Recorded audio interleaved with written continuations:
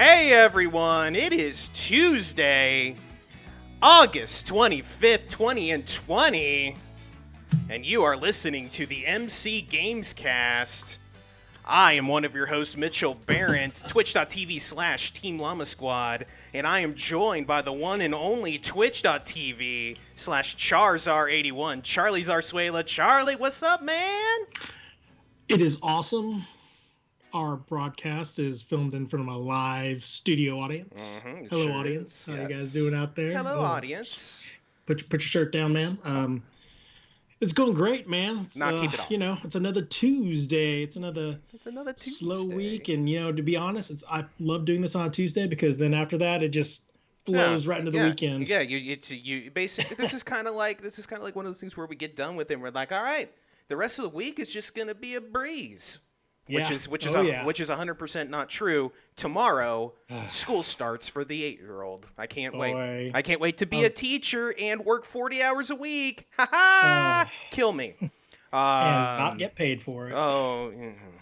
Tell me about it. Well, Tell me about it. But this is episode 5 of the MC Gamescast. 5.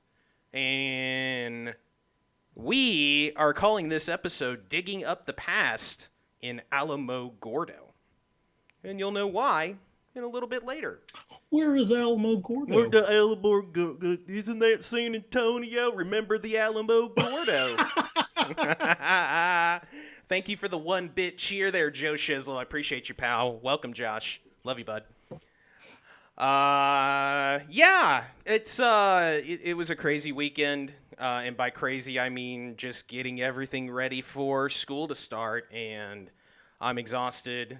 School is gonna be a beating. I didn't really do much. What grade is Zoe in now? She's in 2nd grade now. Ooh. And from what I have gathered from some of my friends that have kids that have gone through 2nd grade, this is a whole new ball game compared to 1st grade. This is gonna be fun. And I remember of all my elementary school teachers, my 2nd grade teacher was probably, I don't want to say the worst, but she was the most disciplinary. Oh yeah, mine too. Miss Fowler. Miss Fowler. What was her name? Miss Fowler. Seguin, Jefferson Elementary School in Seguin, Texas. Jeffer. S-O-N spells Jefferson to school, and we are proud of it. Students and teachers work together. Yeah, I could go on. I could sing the whole thing. I still know the whole thing, but I won't. I got through most of it. How was your weekend, dude? I don't remember mine. Anyway. How was your weekend? My weekend was awesome. Another birthday, come and gone. My son was born in late July, and then it seems like I had a nephew born a week later, and then a second cousin born 10 days after that, and literally the end of July through middle of August to late August is just birthday marathon, a go-go. It seems that's all I've been talking about the last couple of weeks. Well, and not to mention your podcast co-host here at the end of July. Yeah, I know you're in there, buddy, but yeah, that's a lot of kids right in a row. It's a lot of kids. I mean, it's a lot of, and you just, you don't know why you're tired. Because literally, so again, it was a small get together, just it was less than the government allotted that has been permitted. 10 or less. We pretty much just went to a park, which completely deserted. I was like, okay, this is kind of nice. And the kids played, the kids ran around. My son's got a great gait. I can't believe how fast he can run without, looking at me and stuff like that. Half the time I'm waiting for him to trip on something and bust his teeth wide open. Yeah. But he's just running along. My nephew is running along with him. There were the 3 of them. I mean, and then more kids had shown up from my second cousin. I call him my nephew. It's my cousin's kid. From his class, and it was just a whole bunch of kids running around. Parents were just there. God, I thought I was the cologne man from like any Dillard's cologne perfume section because I just took the off and I completely Yeah, just covered myself because I yeah, got one mosquito. yeah, I always get bit. One mosquito on me, and I'm like, no, no, no, give me the can. yeah. Let me take. I felt bad because at first I thought I completely depleted the entire can, but I Right. didn't, thankfully. But no, I just went head to toe with that thing, and that thing works. Yeah, But yeah. Mosquitoes are attracted to me, kind of like how back in the Looney Tunes days, like Elmer Fudd would look at something in like a mirage, and it would turn into a plate of hamburgers. That's what a mosquito sees when it sees me, is a plate of hamburgers, and I get bitten up so bad. And I am also one of those people that will unload a can of off all over me just to, and like I have to do like just the one little single psst to the kids, and they're protected for 3 years. It's amazing. it carries over through the winter. It gets passed Uh, on later on. it's But yeah, yeah, it's yeah, the mosquitoes, man. Here I it. thought season was over, to be honest, and I guess we've still got another month of Well, it. you know what Hurricane season happened. coming through, We so had why not? we had those bad, humid, and kind of rainy days back in the end of July, and it rained enough where it just brought it all back. Yeah, And it just, yeah, it sucks. It sucks. It's just another reason why this state is terrible, and I hate it. Um, could be worse. We could oh, be in the well, wildfires right now, well, yeah, yeah, yeah, and or we could shout be out in a to, deluge of water in Florida right now. or about to get pounded by a hurricane at the Texas and Louisiana border. So shout out to all Yeah, those people. Hopefully everybody will be okay. stay And safe. GTFO. just to let everybody know in the chat, if you have a song you would like to request in the podcast, go ahead, because I forgot to turn off that timer. There's always something. Always something. Maybe I shouldn't be running this podcast. There's always something. No. Um, Request a song, please. yeah, yeah. Request a song. Uncle Sizzle. I already sang the Jefferson Elementary School fight song, so we're good. Oh God, the glory of love. Oh I God. pierced terror, yeah. Yeah, I can't. No. Well, anyway, folks. On today's episode, we're going to get into a little bit of news. And then after the news, we're going to get into the topic of the show, which is a history of the Atari 2600. I did a little research online, like they did, and put together a little presentation for you guys. I mean, there's no visual aids, but I put together a little bit of a history of the Atari 2600 from the inception of Atari to the kind of the fall of Atari and the Atari 2600 and actually the gaming crash of the early 80s. So that'll be fun. And then I'll be handling scatter shooting and a little mailbag. But first, as we always do, we got to talk about what we've been playing this week. And Charlie Dew, it is your turn to start this week. Tell me what you've been playing, my man. Well, man, I took some days off, some needed days off, because, as an accountant, month-end close can be a beating. And sometimes you just need those days off. I've got so much PTO that I've got to eradicate that as much as possible before, you can't carry it over. Whatever. Use it or lose it. Work mumbo jumbo.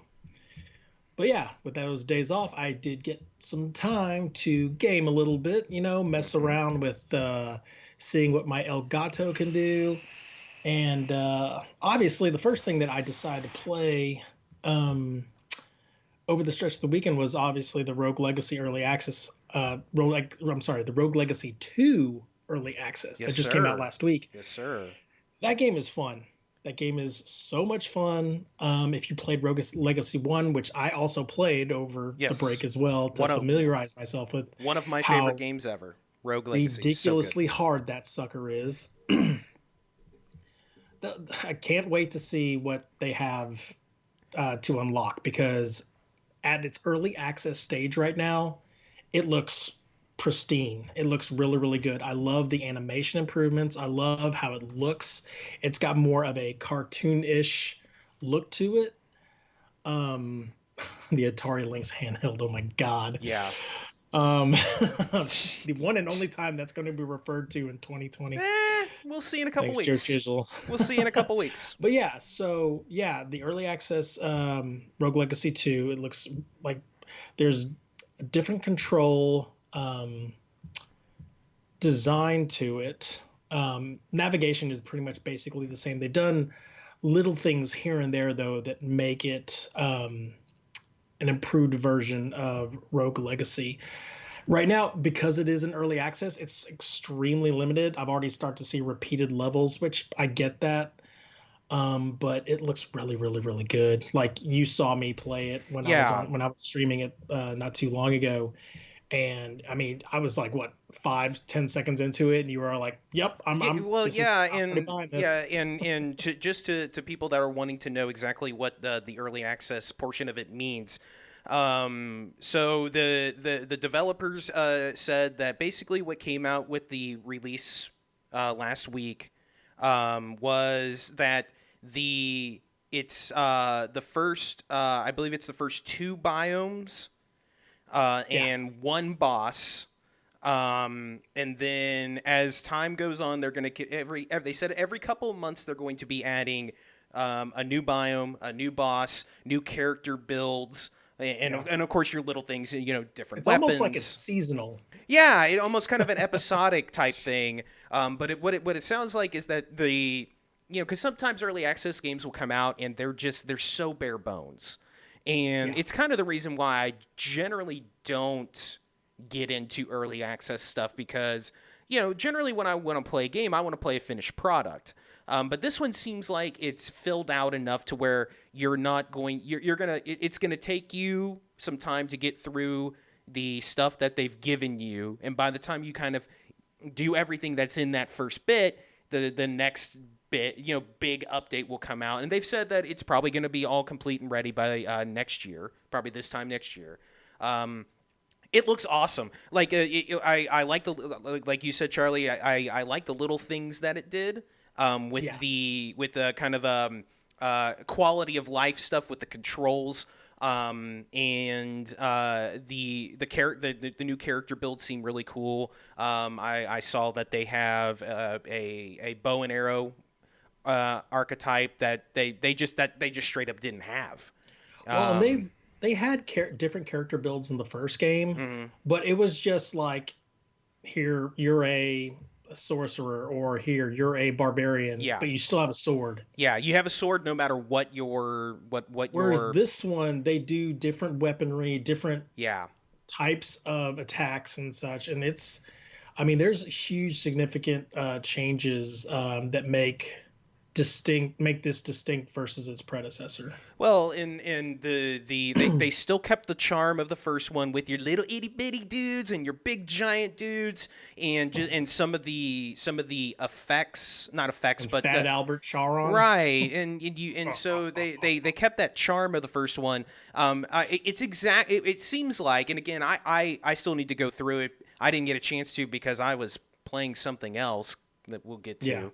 But I think the thing that looks cool, it looks like what a sequel should be. It took the good things of the first one and didn't change them, but they took the stuff, but they built upon it, and they took the things that needed some help, and they've answered those questions. And because the Rogue Legacy to me was one of those games where when I got finished with it, I was like, if they ever make a sequel to this, I'll be happy because I love this game. But also, if they never did, I would be like, you know what? I would rather that be a singular moment in gaming and be done. But it appears that in doing this, they were going to make a sequel. They were always going to. But it appears they said they have done it in a way that is going to be not just, we made another one of exactly the same game, which is fine. It's familiar, but it's fresh. Exactly. And I can't wait to get into it myself. I'm gonna do that probably sometime in the next couple of days. Excellent. So those two Rogue Legacies I've been playing. I also played Little Thumper. Yes. Oh, yes. Over the weekend, streamed a little bit of that. That rhythm game is, boy, it's an epileptic's nightmare. Yeah, I should have taken some mushrooms. Your brain to go. If you need a muse to inspire you to write a song, Yeah. If you need to go to a whole different ethereal plane, Yeah. play this Or game. if you need something to stare at after you smoke a bunch of weed. Oh my Yeah. There's gosh. that. Yeah, that game's Do cool. not operate heavy machinery while playing this Yeah. game. That. It will rip you Explain out. to me and the viewers exactly what you do in Thumper. So you're basically this little beetle, and you're kind of on rails. And the design of it, you were it's almost like a roller coaster, where obviously they give you these tutorials where on how the operation of this beetle works. You are crashing through, um, lack of a better term, they're little lights that you accumulate points with. You oh man, like it's so crazy that it's hard to explain, but it's a rhythm game, Hmm. and it's kind of akin to something like Guitar Hero, where Did you you see the note, well, not notes, but you see the flashing nodes pass on a track on a rail, did you and you have ever? to hit. Go So, ahead. I'm sorry. Excuse me. Did you ever play Rez? A little bit. It kind of reminds me of Rez, not in the look, but Yeah, in yeah. that Oh god. it's very rhythmic. Yes. The music is kind of the same, Yes. but it's kind of a actiony game where you use rhythm and music Yes. to play the action. Yes. And that's what this is that, you were listening to this psychedelic beat and rhythm and harmony as you were on this trippy, oh my gosh, it's just a drug trip Oh when you yeah. were um, coursing through this on rail experience. Hmm. And it's kind of really inventive in the fact that, like, yes, you're going through this rhythm course, yet you have boss fights. Yeah. You like, depending on how the course goes, if you have a certain turn, you have to hit your buttons left or right, or else you will crash into it. Hmm. You have shields where if you hit enough of the nodes consecutively, you get point boosters. Um, and then once you get past certain checkpoints, like each checkpoint will represent a stage and it'll give you a grade on how well you did on that stage. And then at the final boss you have to fight, you obviously have to perform these things on an escalating scale. And boy, when it gets really, really ramped up, like, your hands, I mean, by the middle of the first stage, my hands were already sweaty and slipping all over the place. Yeah. It seems You like can that imagine what it game. was during the end. Yeah, it seems like that game escalates very quickly, but not in a way where it gets difficult, super difficult, No, no, quick, no. It's that quick. challenging. But It's not. It's it not ramps, impossible. and especially watching again. You do such a good job of picking games that are fun to watch. Like it's incredible. Like every time you play something new, I'm like, man, this is just a good Yes. time to watch. And it is that of all the games you've played, that one might be the best one to watch because it just with the visuals and the music, because Yeah. while you're playing, you're not necessarily paying the same type of attention that the viewer is to the music in the visuals. It's all kind of coming at you at once, so you're not experiencing it the same way as I would Oh watching no. it. Not that's I not. tried rewatching my own, like, replay just to see where It's a different my experience, mishaps isn't it? occurred. It's completely different. And, Right. like, because you're watching it, I mean, it's like me watching myself playing Cuphead. You're like, well, I could have done this here and I could Yeah. have done that there. You're watching Thumper. It's kind of similar, but at the same time, when you're playing, you are sutured into that. You're in that seat. You become that Exactly. that beetle or bug or train car, whatever it is. Well, it's yeah, and it's much like you did say with And like kind of you the. not only do you rely on your visual cues, but you Mhm. rely on the sound as well. It's a lot Oh about yeah. beats and rhythms. Well, if you don't, As if you you're, start to notice yeah. that there is a lot of not repeating parts of a certain track, but it makes sense. Well, You know what I mean? it's like any time that you're listening to any music, just in your own time, you pick up the beat of a song, and you instantly know that beat. And it's much like in a game like this, you get the beat and you're like, okay, I know how to play this now, almost by sound cues alone. Correct. I mean, it is the same way when you're playing any type of rhythm game, even like stuff like Rock Band, where if you know the song, and if you listen to a song enough, you can almost, without the visual of the notes coming down, know what you're supposed to be playing. Correct. Man, rhythm games are exactly, Josh. Just like even DDR too. Like it's the any type of it looks so fun. Like it looks it looks like my jam. I might have to also check that out. It's cheap on Steam right now, so perfect. Yeah, and the thing that you said on your stream, that is 100% true. I'm not a VR guy. I want to play that in VR. Boy, I bet that game is a fucking trip. I want to be able to stream without backlights on. Yeah. And just make my entire that'd be badass. Lab, a whole bunch of black lights and everything like that, and put that on the stream. Because that would be so just good. Completely. That'd be so gnarly. Good. You know what you should do? You should get a green screen. Put it behind you and project the game behind you. Oh, dude, yeah. Oh, I'm gonna be so high. Yeah, it's awesome.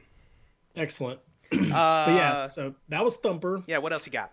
The other thing, I guess they all kind of like intertwine with each other. So I've always looked at this option on my PlayStation as like something that I might look into one of these days. I just never have, because streaming or software as a service is just going to eventually overwhelm us. We're no longer going to have physical medium anymore. Everything's just going to be completely digital. So why fight it? Bring it on. I've heard not very good to mixed and very little positive reviews regarding PlayStation Now. Yes. But I decided, let's jump in, whatever. They've been approving their stuff. They have an immense library that I really, really like their games, and there's stuff on there that I really the library's gotten better. Missed. The library has definitely gotten better. About a year ago, it was terrible. It was a bad library, but it's much better. And I've been really, really fortunate that knock on wood, that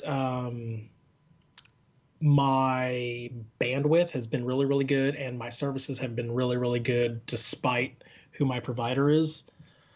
I really haven't had any issues regarding service or bandwidth blackouts, because I've heard like a lot of people have.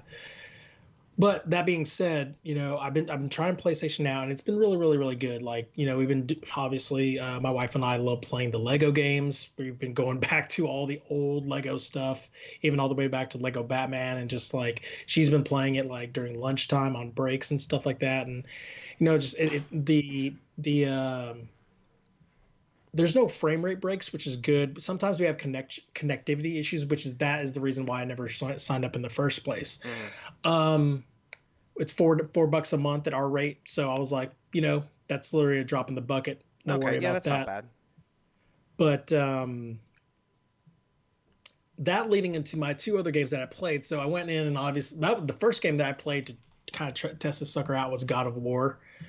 Still one of my favorite games of all time. It still holds up. It looks great on the PlayStation 4 Pro, like all the up-resing that it can possibly do. Obviously the animation is not going to look, like God of War 2016, but it still plays ridiculously great. The controller setup is kind of antiquated, but that happens with older games. Whatever. I don't care. I love killing like all those Greek gods and everything like that. And it's just a banger of a good time. Yeah. I went from that, and then a game that actually has been off of my radar, and I really, really never considered it as part of the canon, because when it came out, it was kind of that weird transition, because it was like, oh, we've got one more game we got to squeeze out before we get to the next generation. Let's do this, both the 360 and the PS3 were doing the same thing. And it was, for the PS3, it was God of War Ascension. Yeah. I never played a minute of that thing. Oh wow, I didn't know you just had never played it. Never played a minute of it. Like I've seen stuff from it. I haven't been spoiled on any endings of it, but never played it because I was like, God of War 3, the way it ended, I was good. Surprise God of War 2016 came out, whatever. Oh yeah, God of War Ascension, that thing existed, you know, because it was a prequel story. Prequel stories, unless like God of War, it had a complete story to me because it also had the PSP releases, Chains of Olympus, Yeah. and I can't remember the other one, Um, but I played all five of those games when the Legacy Collection came out, and Ascension wasn't on there, and I was like, that's just one that like, I've had enough God of War. that's When PS3, right? 26, yes, Okay. yeah, it was literally one of the last waves, like with God of War Ascension, and I think Gears of War 4, like 3.5 that had come out after that. Yeah. Again, they were all prequel stories. They couldn't go forward because of what happened at the end of 3, and it took them a while before 2016 had come out. So he's in a whole nother place. The story is it's Greek gods, but you don't really go into to this game, at least, like for the story. um it's killing in a very, very satisfying way that only Kratos can do. I barely scratched the surface on it. I'm looking forward to completing it, when I have the time. Yeah. But Uh, it's God of War. you know what? You know what? I bet you the reason why it's working for you today is that you waited so long to play it. Because a lot of people, when Ascension came out, they talked about how, okay, I'm so burned out on God of War, Yeah, and it's God maybe of War maybe fatigue. yeah, maybe waiting as long as you did, um, kind of made you kind of have a not a new feeling for it, but it's been so long, you don't have that burnout anymore of that series. Yeah, Let me go back to PlayStation Now real quick. I got a question. sure.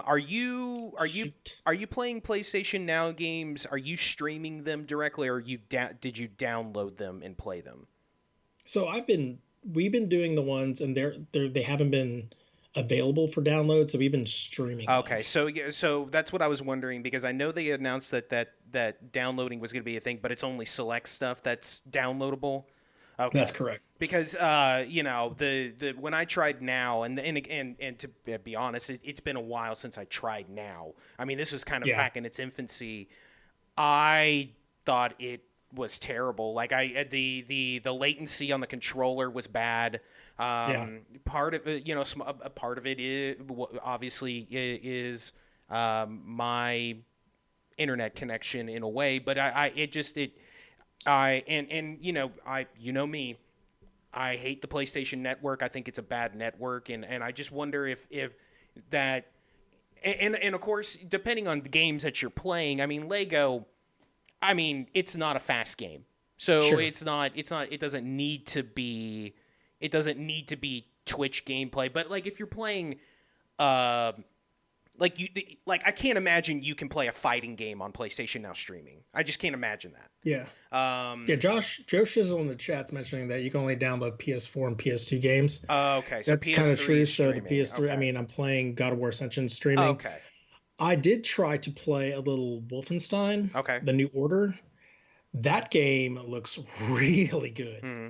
There is not real any real latency. I did play it on my Wi-Fi network, Okay. so there was a lot of hitching going on, and obviously Sure. I was on the other side of the house trying to Yeah. see what it could do. That's tough in a game like Wolfenstein where everything's very quick Yeah, and that can yeah that but that when it's connected to my Ethernet cable, it runs sure. really, really And I bet you're right. I bet you it does. And Microsoft here. I don't want to get too far away from PlayStation now, but Microsoft is about to start doing their streaming, the XCloud stuff, yeah, and the early reviews of it are excellent. And even on good. Wi-Fi, it's excellent. So I'm interested to see how that runs. And Josh was saying in the chat talking about it, and I'll just say it here. it's really good that PlayStation Now is getting better because they need PlayStation Now, especially going into the next generation, to compete with Game Pass because Game Pass there's no argument that Game Pass is a fantastic service and if PlayStation if Sony can turn their PlayStation Now service into basically what Game Pass does now, their first party library is so goddamn good and Yeah. they could wipe Microsoft's ass with it. And Yeah. so, Well, even you with know, crossplay stuff, like games that aren't exclusive to just the Sony PlayStation, yeah, you know, when you're having latency issues and streaming issues and bitrate issues and framing issues, right. that's not going to work when you're trying to play like games like Rocket League and You Warzone and can't. like, No, you're like, absolutely I'm not. not going to play this on the Mm-mm. PS4, No, PS5. Like, no, go give me the Series X really quick, and no. I'd rather Mm-mm. have that. So Yeah, and we'll see. it's exciting that they're improving it. And Yeah, I hope they really improve upon that, especially as we get into PlayStation 5. You got anything else, Charlie? that is it, man. I've been blowing and going, man. I'm not to deviate a little bit, but holy crap, I'm 7 followers away from Get affiliate. it? Yeah, Josh earlier hit his 50, so I know. I was like, how so did you do good, that? so good, man. The affiliate emails are coming soon, my friends. I'm so excited for you guys. So excited. All right, let's talk about what I played. First of all, I got my Yes, capture sir. card. Shout out to everybody, including the man to my up that way, the man over here, for helping me meet my donation goal. And I got my Elgato, and it's fucking Nope. amazing. It's so good. It's so good. I got to fucking stream Microsoft Flight Simulator without it fucking just burning up my computer. It's great. I got to stream PlayStation 4 without wanting to throw my PlayStation out the window. Stream some Fall Oh, it looked Guys, really, really and it good. looked great. Yeah, I did play some more Flight Simulator. That game is beautiful. Um, I don't know why. American Truck Simulator will be that way when they add Texas here in the next couple years. I don't know why, but there's something about playing a game and driving, flying over places that you know. I don't know. I get giddy about that for some reason. I don't know why. I flew over I know. my I keep telling house. you to go. You need to go to like London or I something, know, man. and all I've done is go to Hey, Watauga, there's my house. Texas, and Rockport, Texas, and Port Aransas. Yeah, there's something about that, and it's so pretty. It's so pretty. And it's a wonderful piece of technology. Microsoft, we talk about Microsoft's first party stuff being just kind of down. This is a stone cold hit, and it's really How big cool. is that file? It's over 100 gigs. Oh, It's a is lot. that bigger than Red Dead 2? I think it's like right at it. It's fucking big. But that game is it's a technological powerhouse, and even on medium settings, it's still beautiful as all get out. I love it. It's great. I started much like you. I started a playthrough of my favorite game of all time, Super Mario World. I started my Yeah. 100%ing of that the other day. I got through 25 exits, so I am a quarter of the way through. Now that doesn't mean I'm gonna finish it in 4 episodes. Things get a lot more difficult from here. I still got Butter Bridge to do. I, Um, but Same with Doom, man. that You game just don't know. that game just feels so amazing. I mean, we don't need to talk about Super Mario World. I talk about it enough, but that game is it's just the best. It's on the Mount Rushmore for sure. Oh, it absolutely is. So, of course, I went from playing my favorite game of all time to what may go down as the worst game of the year. And that is the new Battletoads game. Hmm. Oh boy. So I should say this up front. I feel like I need to, and I'm going to. I'm going to do full disclosure here. I did not like the original Battletoads. It's too difficult. I didn't think the combat was that good. I thought the hovercraft stuff was fun. I think it looked fun. But I went into Battletoads with the new Battletoads with an open mind and a willing heart, as a great man once said, and fired it up, got it on Game Pass, and I hated it. And it's not because of the same reasons I don't like the original Battletoads. One, it's nowhere near as difficult as the original Battletoads. Okay. It's you can play on there is a difficulty called Battletoads difficulty that is difficult, but I didn't play that. I just played normal. But from what I've read and seen, it's difficult, but it's not unnecessary. Josh is gonna have a heart attack right now. So here's why I didn't like it. He likes Battletoads. And even though I fully disclosed that I didn't like the original, this game is not really like that first one. There's a lot of differences. So first of all, I don't like the look of it at all. I think it looks like a Flash. You don't like the new animation, huh? I think it looks like a Flash game. I think the animation looks like a Flash game. I think it looks like a phone game. Wow. I just don't like the look.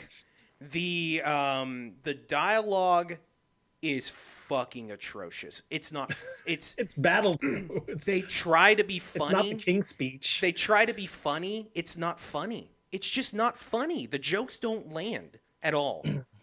The story is stupid. It's just here's where it really lost me. I didn't like the fighting that much in the first one, but it felt fluid. It felt I don't know how else to explain it then, but it felt like I would even say the combat in the first one is fine. I don't like it. I just don't like the way it feels. Like in this new one, it just doesn't. Like it's more chaotic this time, or it's not even that. I don't. Can't even get like the 4-hit combo with the big boot or the big fist. So the big boot and like super hits are on a separate button that you have to charge.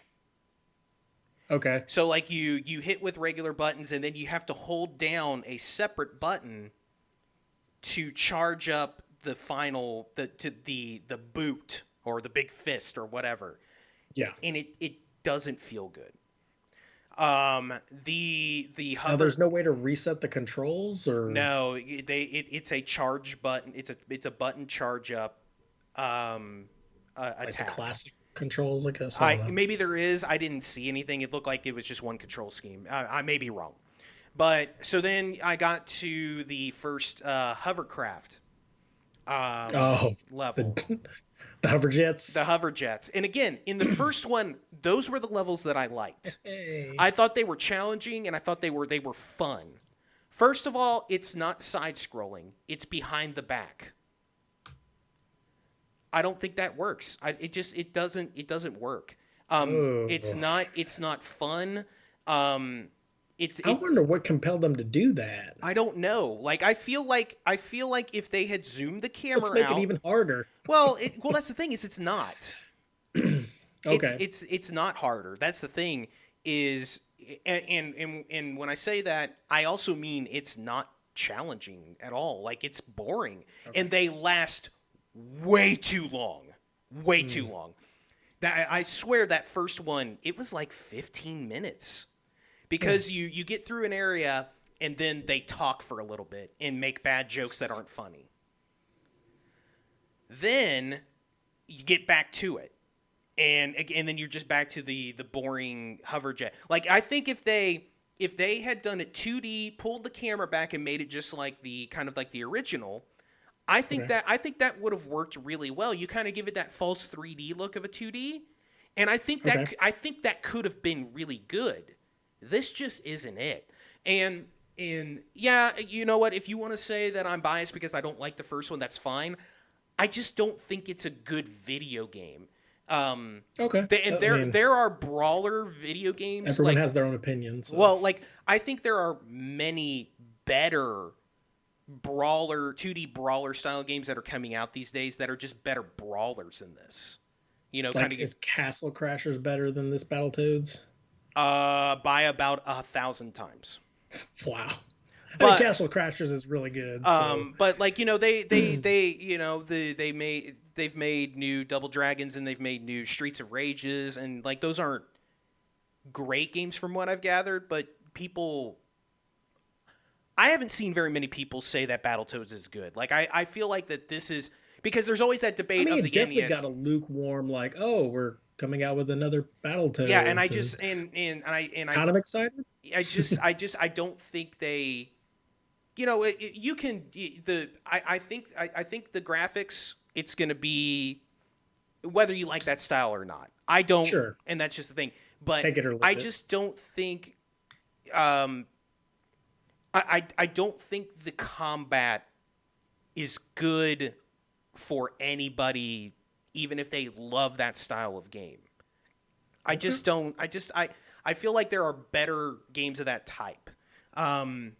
And I haven't played it, so I'm literally going on what you're. And I will say this: I am never going to be that person that says you're a terrible person because you like a certain game, or you're wrong. I mean, people should like whatever games they want. I just don't like it, and sure. I personally wouldn't recommend it. Okay. You know, Josh wants me to rate it on a scale of 1 to 10. I mean, like, I don't think it's complete garbage, but I don't know, like a 4 or 5. Like, right. I mean, it's below average. I just I don't know.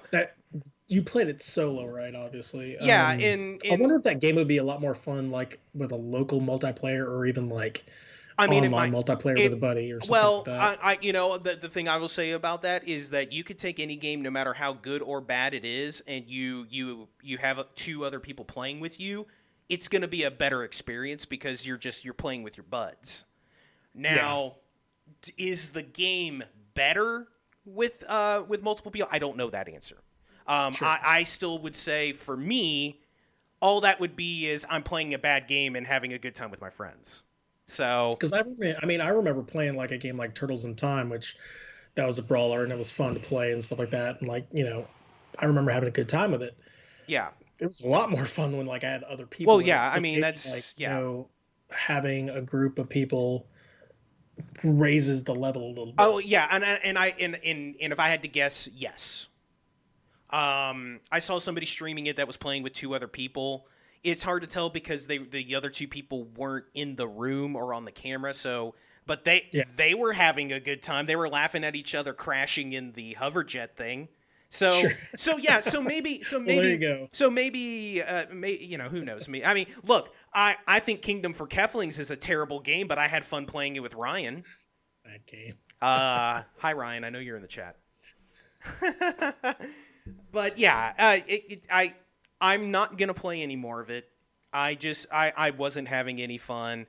I did try to record a first look for the YouTube channel, and something happened halfway through, and the video quit working on it. The game even stopped you from spitting. I mean, it was my fault that it did. I just didn't notice it happened. Yeah. But I don't know. Like, again, it's on Game Pass. If you have Game Pass, you should absolutely try it out. You should try out every Game Pass game. If you have it. There's no doubt that you should try it. But I just, you know, I just don't think that, I think they missed. And it sucks because it's Rare that made it. Or I guess Rare helped make it. And yeah, it's a Rare property. It's just another example of Rare. Like Donkey Kong Country. Where Rare, we're not doing this. That game is fucking fine. Get off my ass. No, the Rare, like Sea of Thieves is fine, but Rare hasn't made a great game in a long time, and it's really disappointing because Rare has such a great history. Like the best thing that Rare's done is that Rare Replay thing that had like 20 games in it, and it was all Yeah, old that was games. good. The seasonal Killer Instinct, even though I didn't like touch it, I just don't have the skills to play Killer Instinct. I love watching people play that game. Go back to our favorite video games of all time and Yeah, survey, and that's one of the games that like I could love to watch play all day long. yeah, Um, but yeah, I can see where like it's like it's a callback to a time where Rare, whatever they touched was golden. exactly. Well, and And Josh in the chat just made a good point. I mean, GoldenEye, it doesn't hold up today, but GoldenEye back in the day was the yeah, biggest console game in the world at the time, yeah. and Rare made Like it. when you look at it, and you play it in 2020, GoldenEye does not. I agree with you there. But everything that it did for the first person shooter is revolutionary Yeah, in its absolutely. time, Yeah, carried forward, even a decade after that. Halo doesn't exist without GoldenEye. Exactly. So, and But Rare did that. Rare is still trying to figure out that next IP or whatever that is going to capture the people's minds and capture their hours of gameplay like Right. It should have Donkey been. Kong Country did, like Well, Killer yeah. Instinct did, Yeah. So Well, I mean, and even when they took chances, I mean, it didn't completely hit, but I mean, they took chances with stuff like Conker's Bad Fur Day, and yeah. they did Oh my they god. did all the banjo stuff, and Viva Pinata. Where's a new Viva Pinata? Viva Pinata was such a cool concept, and they've just and again, Sea of Thieves is fine. That game is fine. I think it does some really cool things. It looks fantastic. It's a cool little Yeah. pirate game, but with I think if we that, weren't dads and like we had more time to play video games, and I mean, because we squad up, playing Warzone and playing hmm Fortnite, playing Fall Guys all the time. Eventually we're gonna squad up to play Fall Guys. Damn it, news on that later. one time, yeah. But if we were in that place, we would probably like these games a lot more, like Sea of Thieves, or even Battletoads might rank a tick higher, just because it would be more of like, hey, let's get everybody together after school and kill some shit Right, like really. and I but I think the issue is here with Battletoads. Like, take Rare out of the equation. Yeah, I don't think as a game, no matter who developed it, it just doesn't feel good. It just doesn't feel good to play it. sure. And as much as I don't like the first one, that disappointed me because I love Rare. I wanted this Battletoads to be good because I love Rare and I love when Rare makes really good games. For sure. It's the same reason why I played Sea of Thieves, because I love Rare. And again, Sea of Thieves is fine and it's gotten better since launch. But anyway, okay, enough of that. We don't need to talk about That's a Battletoads anymore. lot on Battletoads. Play Battletoads if you have Game Pass. I'm not saying don't play it. You should try it and think for yourself, everybody. I'm just here telling you what I thought. So that's what we've been. What's that? How we feel. How we feel, right? And I feel it was not good. But that's gonna do it for what we've been playing this week. Let's transition to our next segment, which is the news.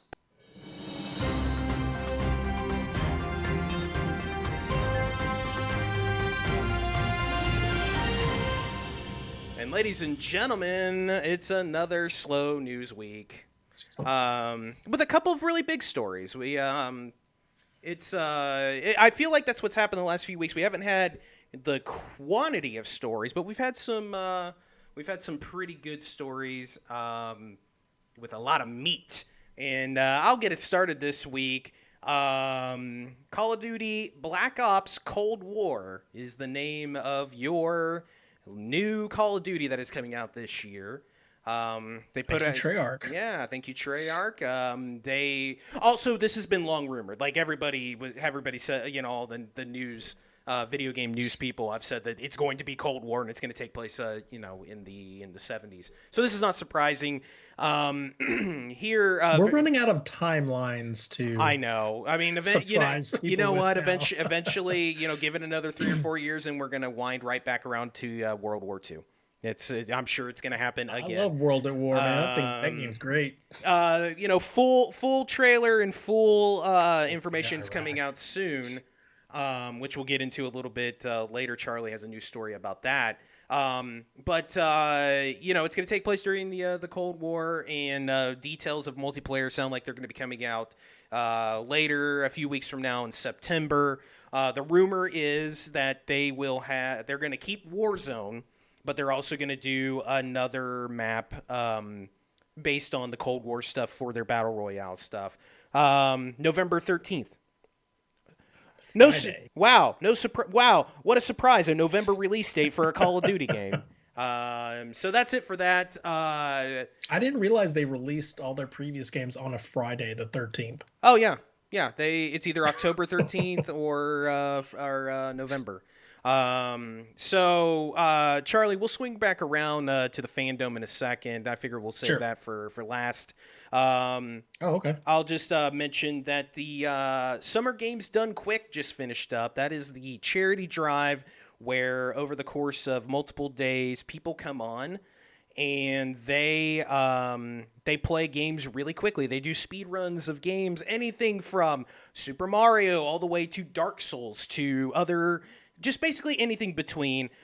They raised over $2 million for charity this time, which is fantastic. Summer Games Done Quick and Winter Games Done Quick it's a fantastic thing that they do, and it raises a ton of money every year, millions of dollars. So that's cool. That's just another, we Charlie, you and I and other streamers, I'm sure Josh will get in on this too.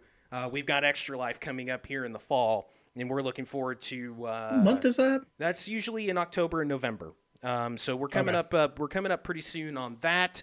I know you and I are excited to do that for the first time. Try to raise some money for various charities for kids. So.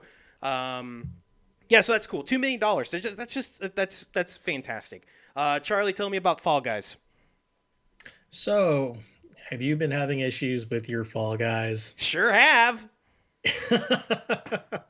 You're not the only one. Well, this week, Fall Guys a patch arrived, which is good. Everyone's been clamoring for it. I love the Fall Guys support team. They have been, if you ever follow them on Twitter, they are constantly at work trying to make things better, especially with the fact that of the influx of people that just flooded their servers, especially after they released on the PS Plus for free. Well, with the monthly service. Anyway, yeah.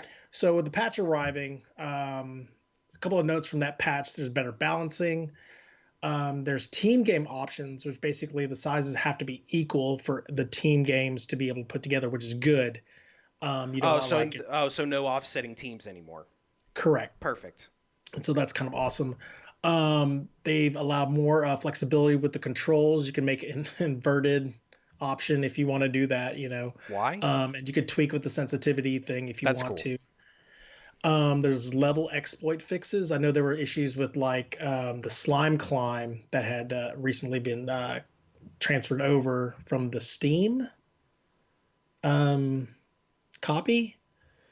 Anyway, there was they're trying to limit the amount of grabbing that you can do on certain services. So sure. That was done. And the best part about this, when I read it from this article, was that they pretty much addressed their top 5 most frequent crash causes. Well, there you go. That's the most important thing. I jumped on today for about a few minutes, played a few games through, and it ran like a dream. And so the patch, no issues with it. The patch is out. It's out now. Yes. Okay. The patch is already out. It's already been uploaded. If you've already just turn on your PlayStation, it should upload automatically. It okay, that's good. Yeah, because it seemed like in the last week or so, the networking has been better. Yeah. There's still, but the crashes were still a thing, and obviously the balancing stuff. That's cool. That's great. That's great. I feel like this is going to be one of those games, kind of like Rocket League, where they are going to support this thing for so long, and there's always going to be new things and new fixes and things like that. To that there's always going to be. God bless it, Josh. Josh. Um, Man, I don't even know what to say anymore. But yeah, it is good. It is good that they're continuing that support to keep that game running, first of all, and you know, we talked about this I believe last week, where the content, they're continuing to add the content, and that's great. That's great to see. Yeah. I love that this little itty bitty indie developer is Yep. getting it's getting all the play by so many And they people. didn't just take their money and run. They're No. still doing things with it. And Yeah. they're still making it Yeah. a whole lot better for It's the ever growing community that yeah, and is playing that game. it's going to get bigger, because this game will eventually come out on Xbox One, and it will eventually come to Switch.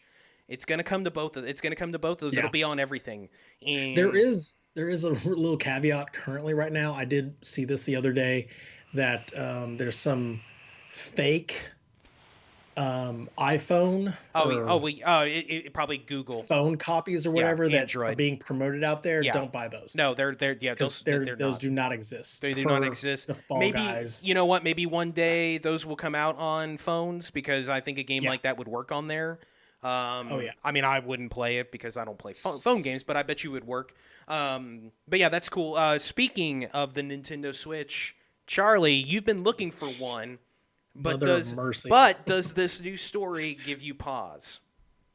It kind of does, because so with this new streaming thing, I obviously have options like readily available to me, but there are also options that I would love to share with you guys. I had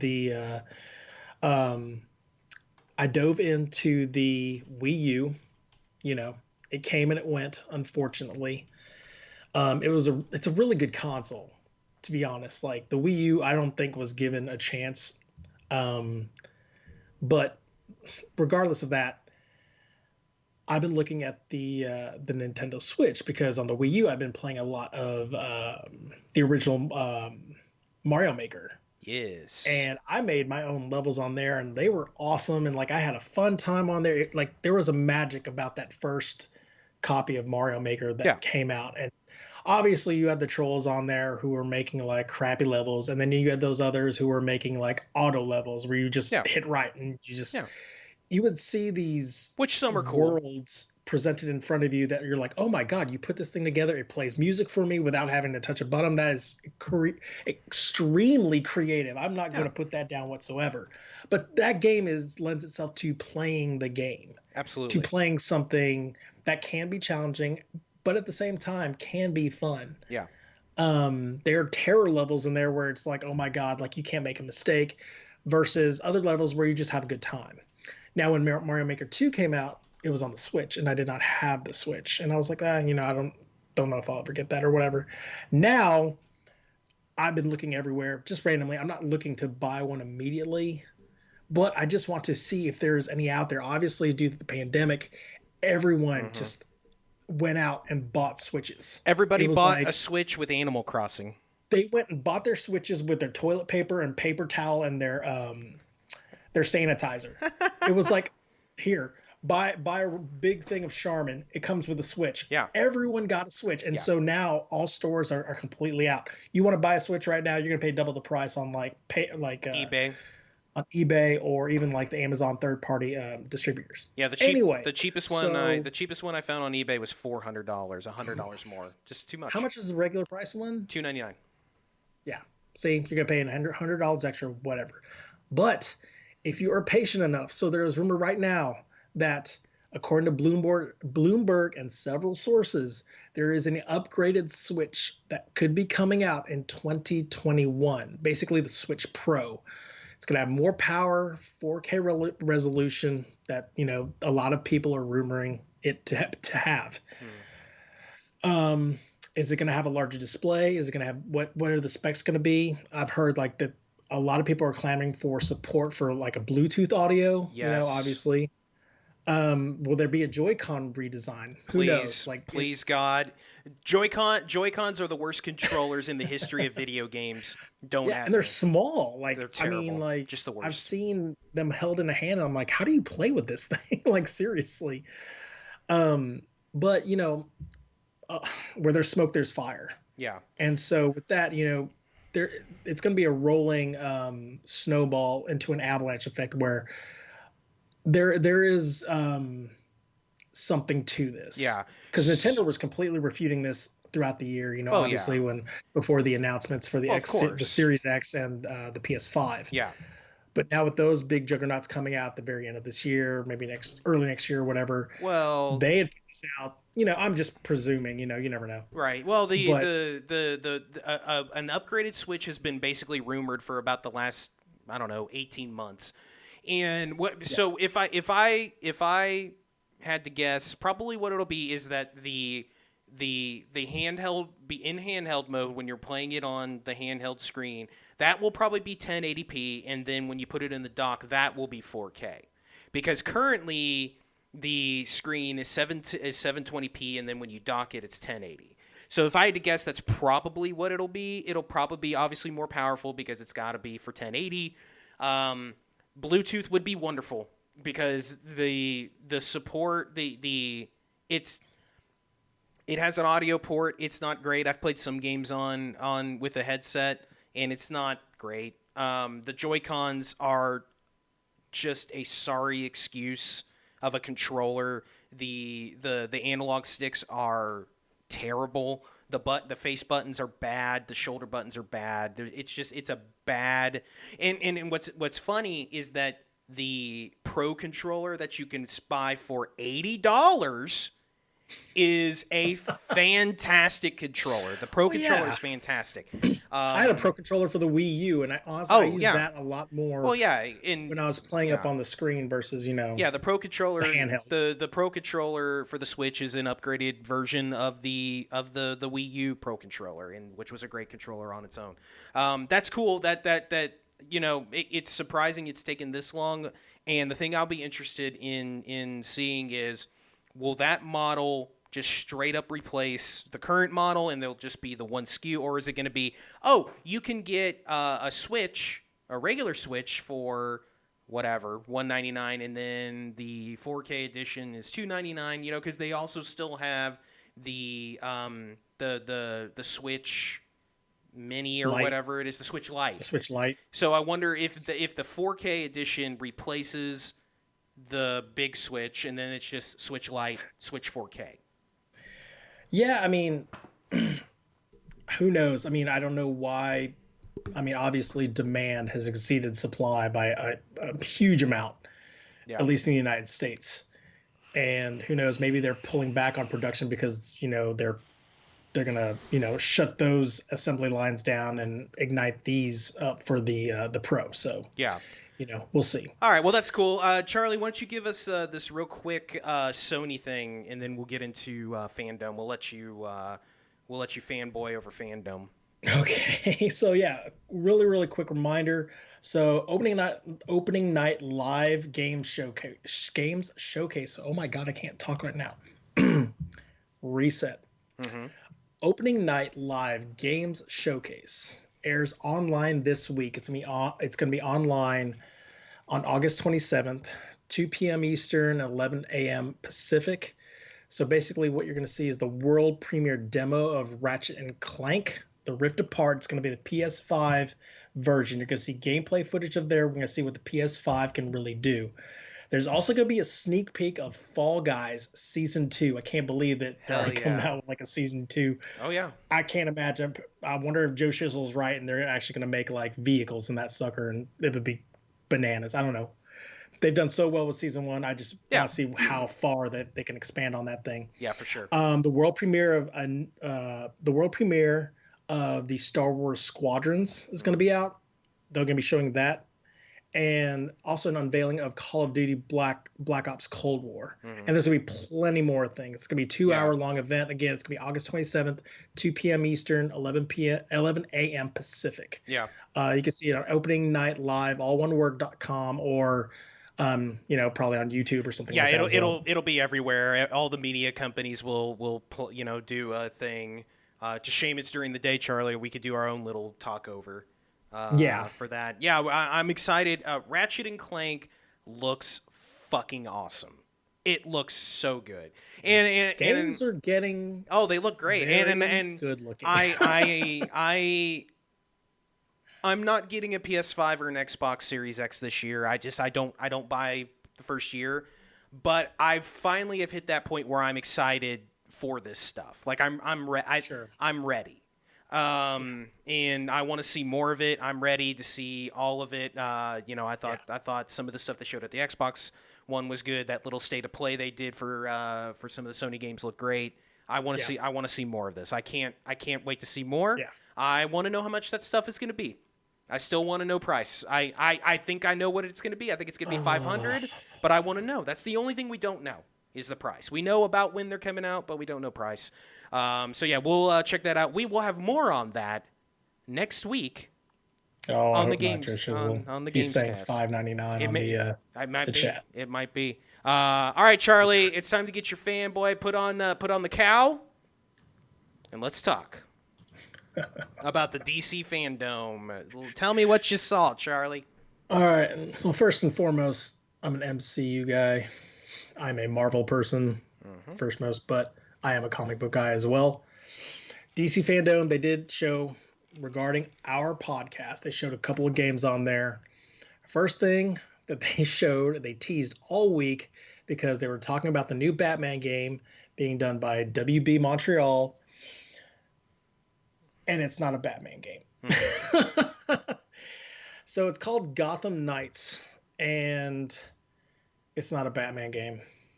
I'm going to tell you right now, it's not a Batman game. I was so initially disappointed, Mm-hmm. and I'm adding initially now because when I first told you this, I was really disappointed. Ever since Arkham Knight ended, I loved Arkham Knight. I was one of very few people who had that thing on the PC, and I had not one problem go wrong with it at all. I know that there were serial issues going on with that copy of the game, which was causing a lot of people to drift away from it, and I get that. But that game, the way it closed it out, in my opinion, the way it closed out that trilogy was awesome. And it's been long enough, again, kind of like, God of War Ascension. It's been long enough since I played a Batman game that I'm like, okay, I'm ready to dive back in with Bruce Wayne. Let's, kick some. When they announced the Court of Owls, I was just like, here we go. This is a great storyline. Not many people know about it, which means they can completely spill their guts to everyone and tell everybody about it. They're not, retreading across a worn path anymore. It's not the Joker again. It's not Two-Face again. It's not Penguin again. It's a brand new and a very, very interesting adversary in the Batman universe. Mm-hmm. So that being said, in this game, there's co-op that is presented. You're playing one of four characters, and you play with a friend. I think it's Batgirl, Nightwing, Robin, and Red Hood, I believe. And I'm backing off from like, okay,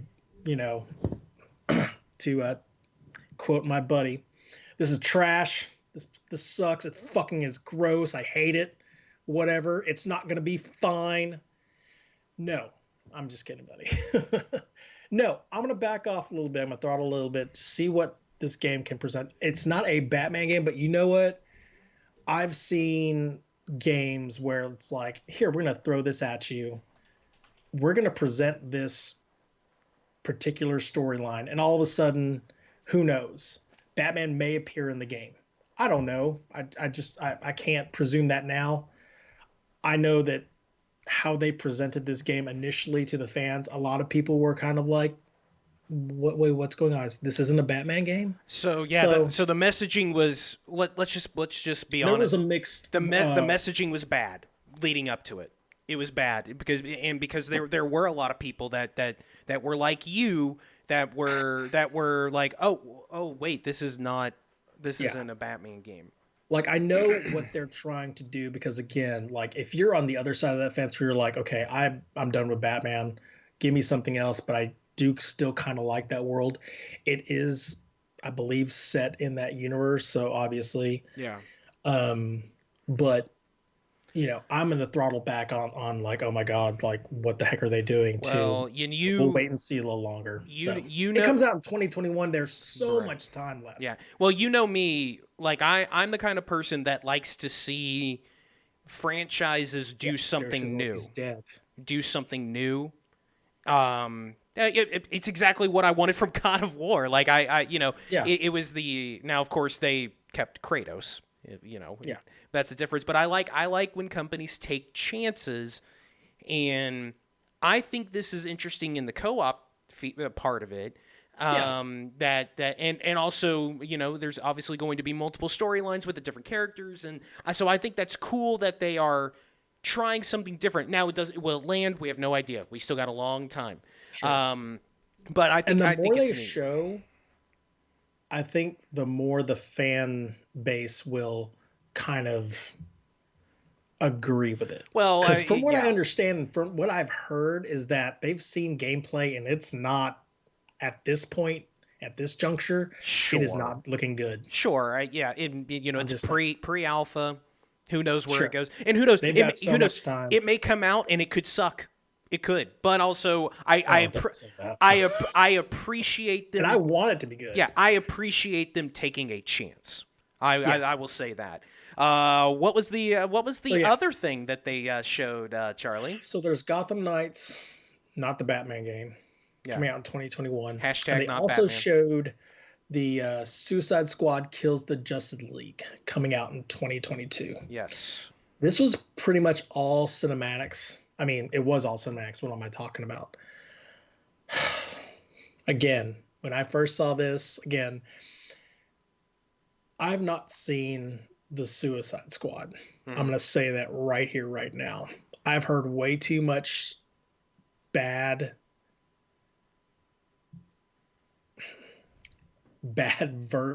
words about it. Yeah. That It's not a well lot received. of people have said I don't need to invest my $10 to $12 to watch it. Yeah. If it comes on, like I honestly like I don't even venture to look for it on my television. If it comes on randomly, I might stick with it, but yet, that's just not my that I've heard way too much stuff that I'm like, okay, I'm not interested in this at all. Even when was it Birds of Prey had come out, and I'm a huge Margot Robbie fan. She's hot. She's the most perfect Harley Quinn ever. She's my future wife. Period. I don't know if you know this. Have you seen Wolf of Wall Street yet? No. She will definitely be your future wife when you see that thing. Anyway, no. I had no interest in seeing Birds of Prey. And so when this announcement had come out that, obviously this was leading up to DC fandom that we knew that that Rocksteady, by the way, I'm kind of burying the lead here. Rocksteady is making this game. So I'm kind of torn. Yeah. Because man, Rocksteady made the core 3 Batmans. They didn't make Batman Arkham Origins. Yeah. Actually, WB Montreal, who is making Gotham Knights, made Arkham Origins. So Rocksteady is making Suicide Squad Kills the Justice League. And I'm torn here because Rocksteady is a damn good company that makes damn good video games in what I play. Well, Isn't it funny how you can you just said, oh, it's Suicide Squad, but it is Rocksteady. Can't you say the same exact thing about the movie? It's Suicide Squad, but it's James Gunn. Yeah, and that's the other. Right? So just yeah, that's exactly right. No, to a T, that's exactly right. And so we'll see. And you watch the cinematics. There's different character models for several of the characters and what you've seen in the movies, obviously. And the thing that trips me out, so DC has a treasure trove of really, really well-developed villains. Hmm? Why the heck are you going to turn their heroes into bad guys? Okay. I get it. Everyone was so spurned by Superman 64 that they're so scared to make another Superman movie. Or, sorry, movie, video game. Yeah. And just the idea that in this game Superman is a bad guy. I don't just I mean I mean in the cinematic he saves this helicopter pilot, but then he takes the helicopter pilot is like scared, and all of a sudden he just looks at him, with about as much malice as you can gather, and zaps him with his eye beam and just turns him into atoms. Mm-hmm. And I mean he's dark looking, and it's just I don't know, like I don't get um that. Maybe I don't know, maybe it's just the fact that it is a Suicide Squad thing, that they are the anti-hero. Sure. I mean, again, throttling back, it comes out in 2022. It's got so much time. Yeah. Maybe when I start actually seeing gameplay of this Right. sucker, Yeah. we will see. Well, I got and again, a lot of time for that just thing to like develop and just like you said, stew in its juices. just like you said, Rocksteady. You never know. No, Injustice is really good. To talk to the chat, Joe Shizzle's mentioning Injustice. Injustice is really, really good. Oh yeah, game. yeah. It's fantastic. Now that you know how we talked about during our survey about games that are really fun to watch but you don't play. Injustice is one of those games. Like it's a very good game, and yeah,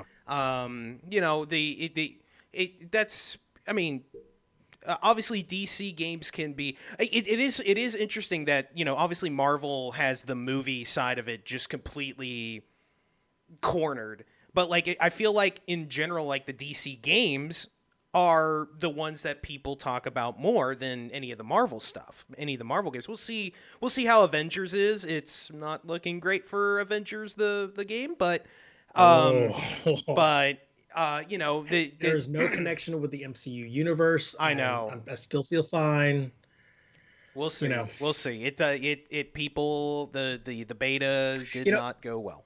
It has Marvel on it. It's going to make a lot of money. It doesn't matter. Well, of course. And there hasn't been a movie since Far From Home, so maybe a lot of people are jonesing to see an Avengers type product out there, and they're just like, I got to have my superhero fix, so they're going to go out and buy, Marvel Avengers. So. Yeah, that's cool. Do you want to mention anything else from fandom, or do we want to get into the movie side, which I don't mind. We can. I want to talk about the Batman trailer, dude.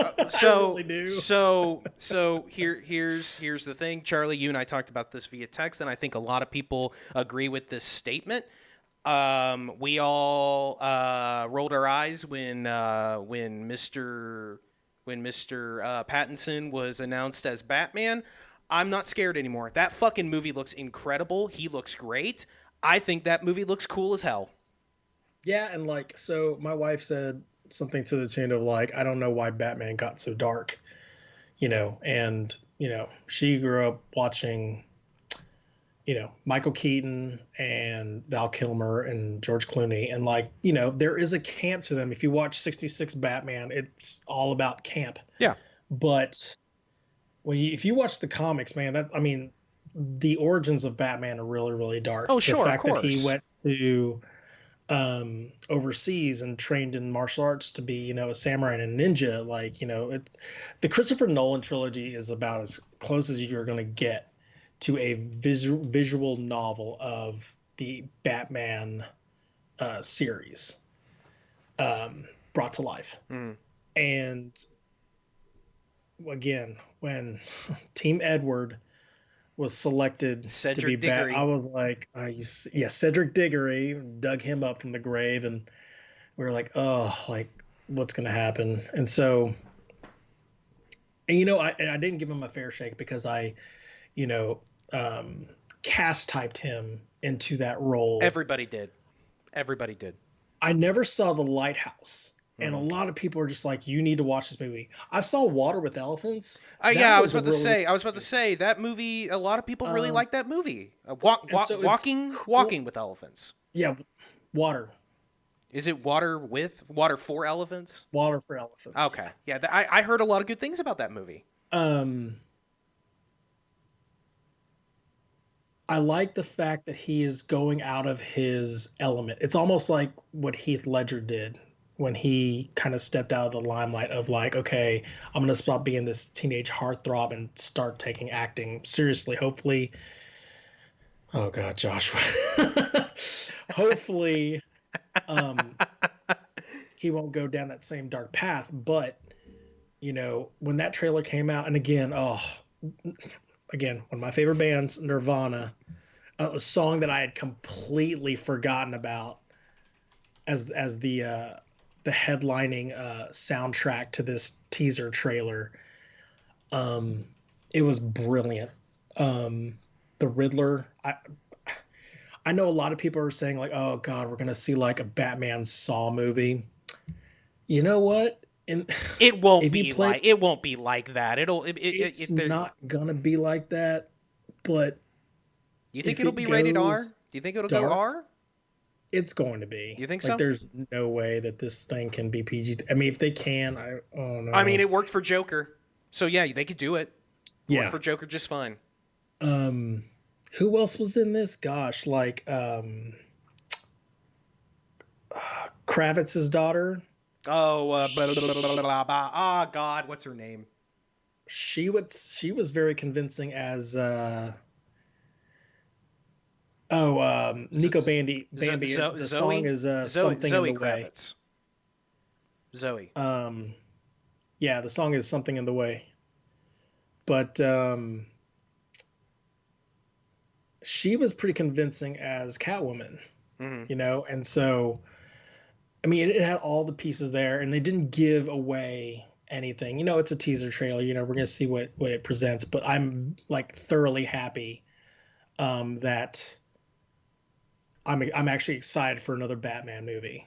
And if it could come out as a one shot, just like the Joker did, and then just like I hope the Joker remains. It does not need to like, oh, okay, this movie was so great. Let's make a sequel.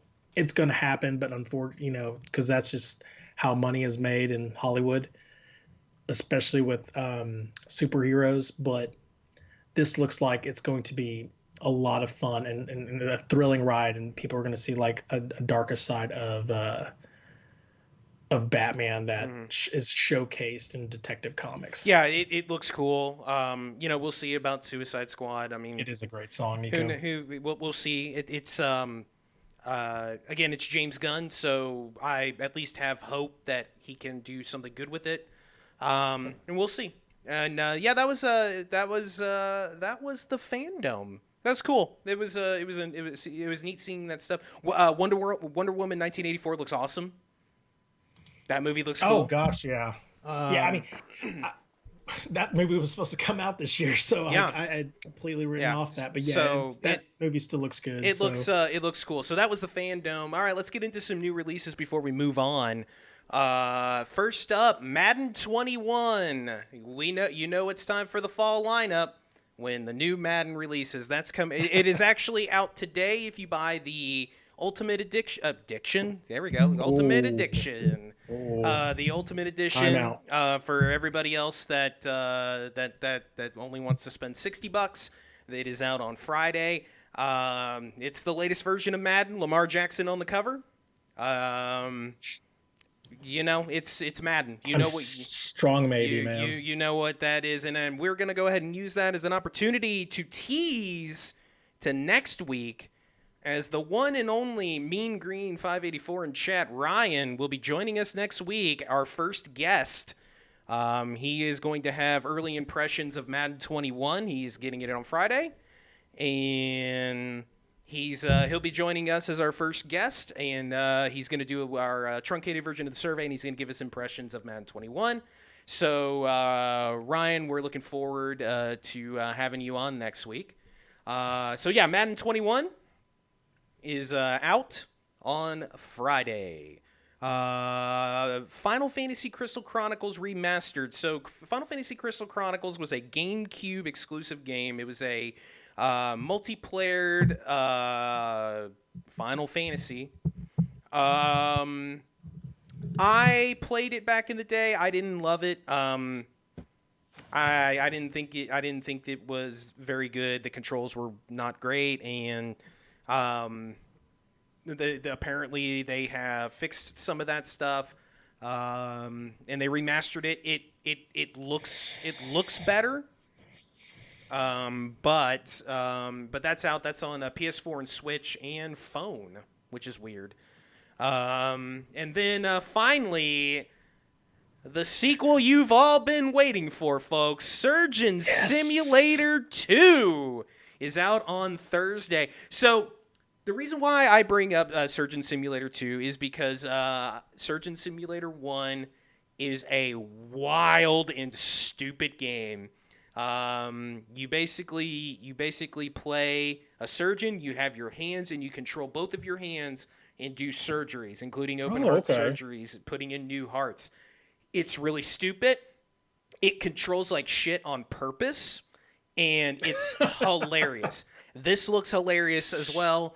I don't know if I'll play it. I played it because it was on Game Pass at one point, or maybe I got it on PS Plus at some point. But it's real stupid. It's so that's why I bring it up.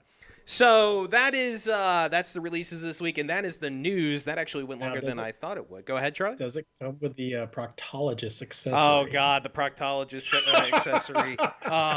So earlier this week, a friend of ours in our group text sent us it was a meme that said, "You're not a true gamer unless you've played this," and it was a training simulator for a proctologist.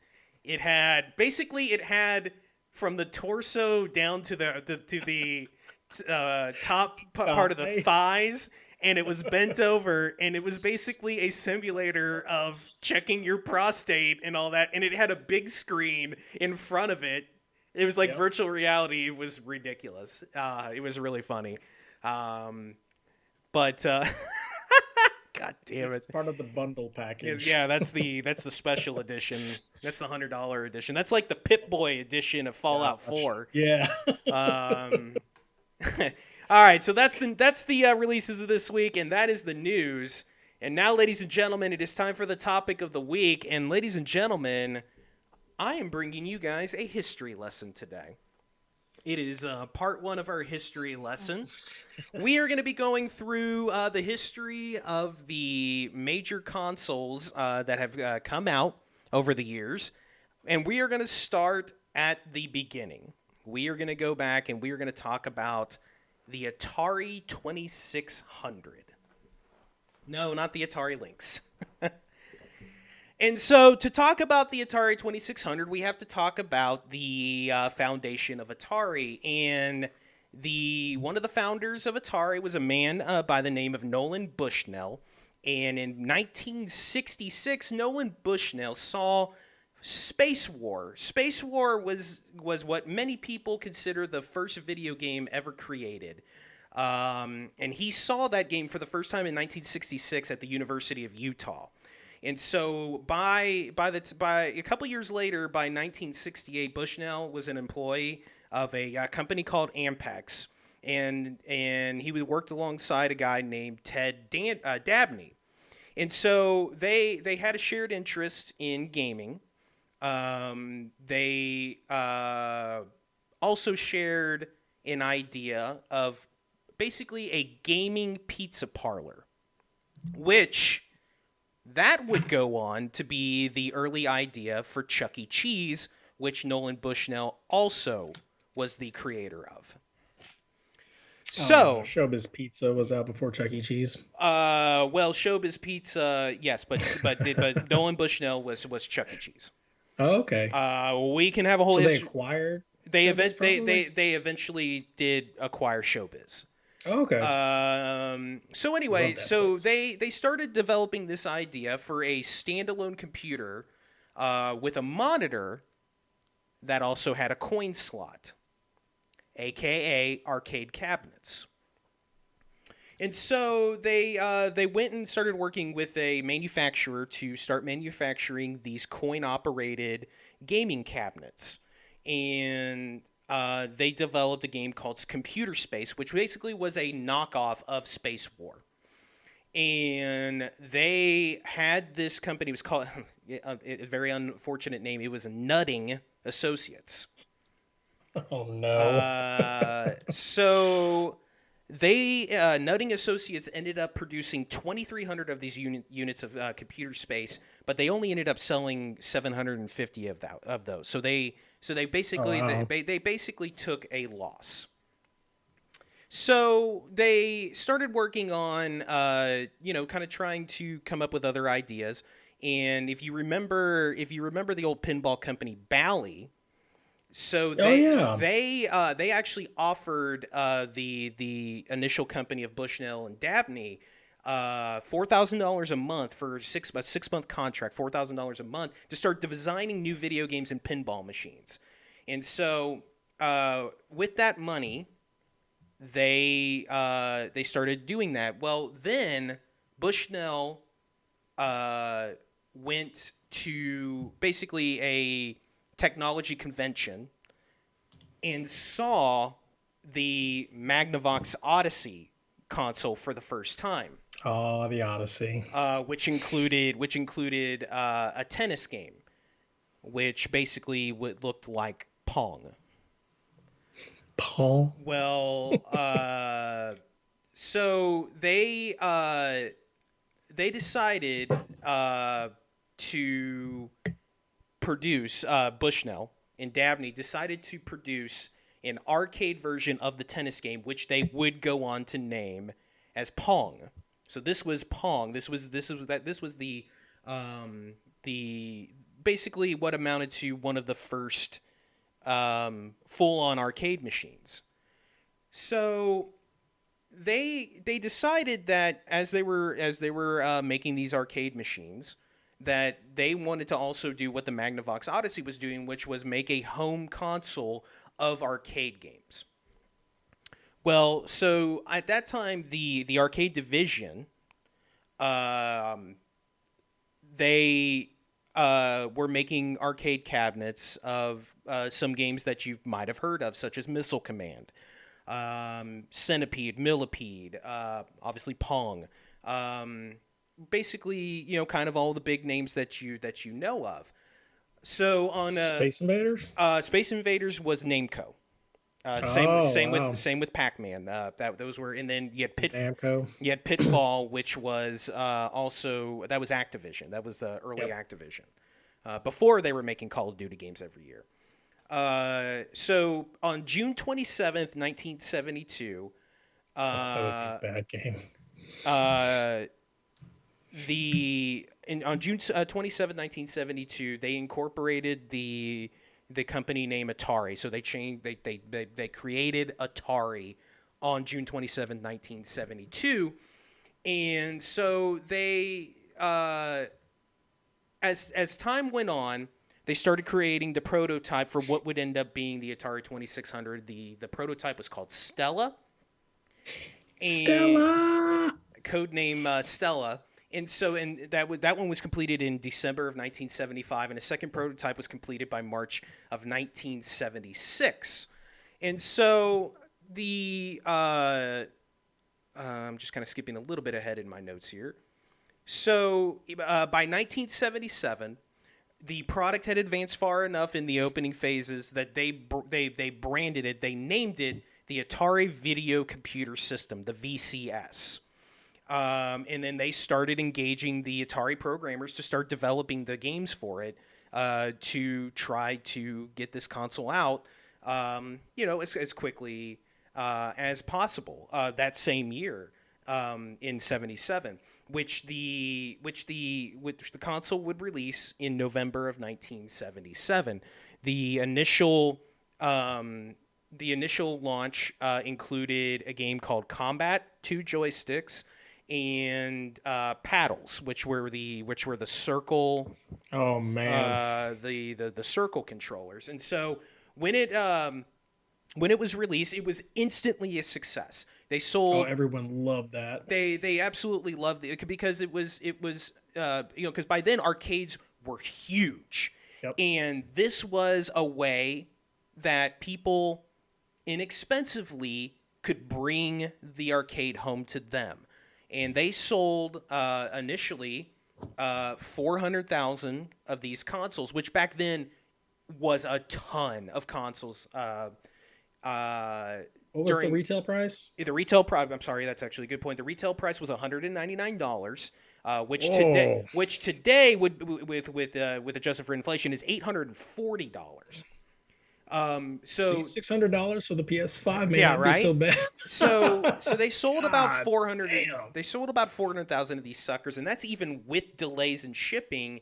Because and the fact that there were consumers were kind of unfamiliar with the idea of a dedicated video game home console, but they still sold that many.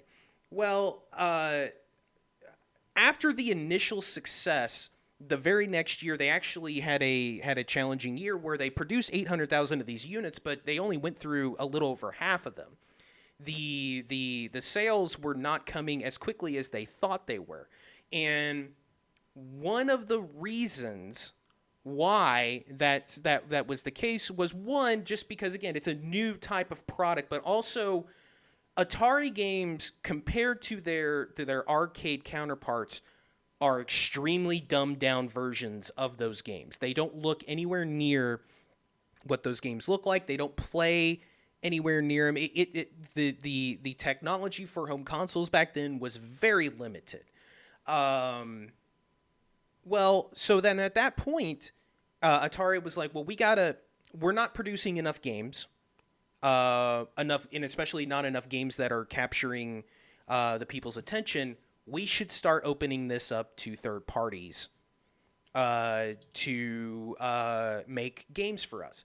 That's where Activision came in, and Activision started making third-party games for the VCS, and so it was called the Video Computer System. It was called the VCS. It wasn't known as the Atari 2600 until the early '80s. Like that wasn't even a thing. Oh, wow. It was considered the video computer system. And in fact, if you look at the early cartridges, they say video computer system, but later on they say Atari 2600.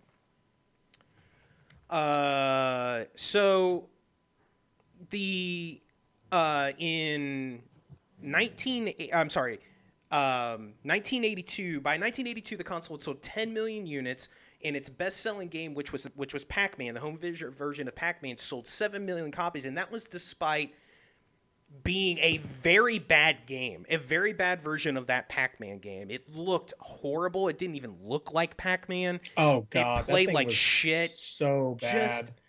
garbage. Like, Atari wanted to rush that out because they saw all the dollars that were flowing into the arcade. Exactly. And they wanted to, obviously capitalize on its popularity. And they're just like, here, make something look like Pac-Man. Exactly. And I still remember that. that's what really hurt Atari.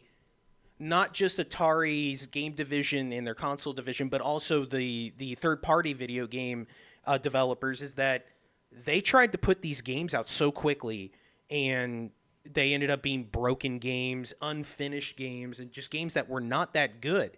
And then, of course, and on top of that, you just had the limitations of the console itself. By 1982, Atari had already launched the 5200, basically the upgraded version of the 2600, and at that point, they changed the name to the Atari 2600. Well, by 1982, the console only cost Atari $40 to produce and sell, at an average of $125. Well, so even though they were making money like crazy off of these consoles, we talk about how consoles always take these big losses, for long stretches of time, and then eventually they start making money off the consoles. Well, I mean, Atari 2600 got to the point to where they were making triple the amount of money that it costs to make them. Sure. So where it turned really bad was in in 1982. So they were starting to have issues because not only Pac-Man was bad. Again, that was made by Namco, so that wasn't necessarily their fault. But Well, I also heard that with Pac-Man, they were basically there was like, quote unquote a million copies of the console out there. They actually made more copies of Pac-Man than there were consoles that had existed, well, because they thought that exactly. people were going to come back like, oh, they love this, they're going to buy a second copy. I'm like, are you serious? Or That's well, not only that, but okay. they thought that it was going to be a system seller, which in some ways it was, Yeah, but again, not the way that sucker was. it was the way that companies planned back then. Video game companies planned is not how they do it now. I mean, No. it's just like the idea that this is going to be able to sell multiple copies to a household, that's not a thing. That's never been a thing. It never will be a thing. No. Very few games do that. So it all came to a head in 1982, following the commercial success of the movie E.T., the Extraterrestrial. So after the success of the movie, Atari started negotiating with Steven Spielberg and Universal Pictures to acquire the license to produce a video game based on the movie. Well, in late June, Warner, who was the parent company, Warner Communications, not Warner Brothers, but Warner Communications, which was the parent company of Atari, announced that they had the exclusive worldwide rights to coin-operated and console games based on the movie. They started an Atari or an arcade version never came out. That never happened. Nope. Well, one of the things that Spielberg and Universal wanted was they wanted that game to come out as soon as possible, so they could use it. They could strike while the iron is hot on the success of E.T. the Extraterrestrial. So now I want you to think about how long games are developed these days. And obviously back then it was a little faster. They got that game out in 5 months, from stem to stern. Ugh. Well, No so wonder it was shit. but listen to this. So the exact details of the transaction, the exclusive transaction, are not disclosed at the announcement. But it was later reported that Atari paid $25 million for the exclusive rights to which back then unheard of. That much money for rights like that. They didn't want Sony to get it. And so when they were asked about what he thought about making an ET video game, the Atari CEO at the time said, "I think it's a dumb idea. We never really made an action game out of a movie. An arcade game based on the ET property was planned, but it was deemed impossible to make in the amount of time." That probably should have been another one of their cues. So let's see. Okay, so this is incredible. So the negotiations were completed. The CEO on July 27th commissioned a guy by the name of Howard Scott Warshaw to develop the video game. July 27th. Kesar informed him that Spielberg had asked Warshaw specifically that the development needed to be completed by September 1st.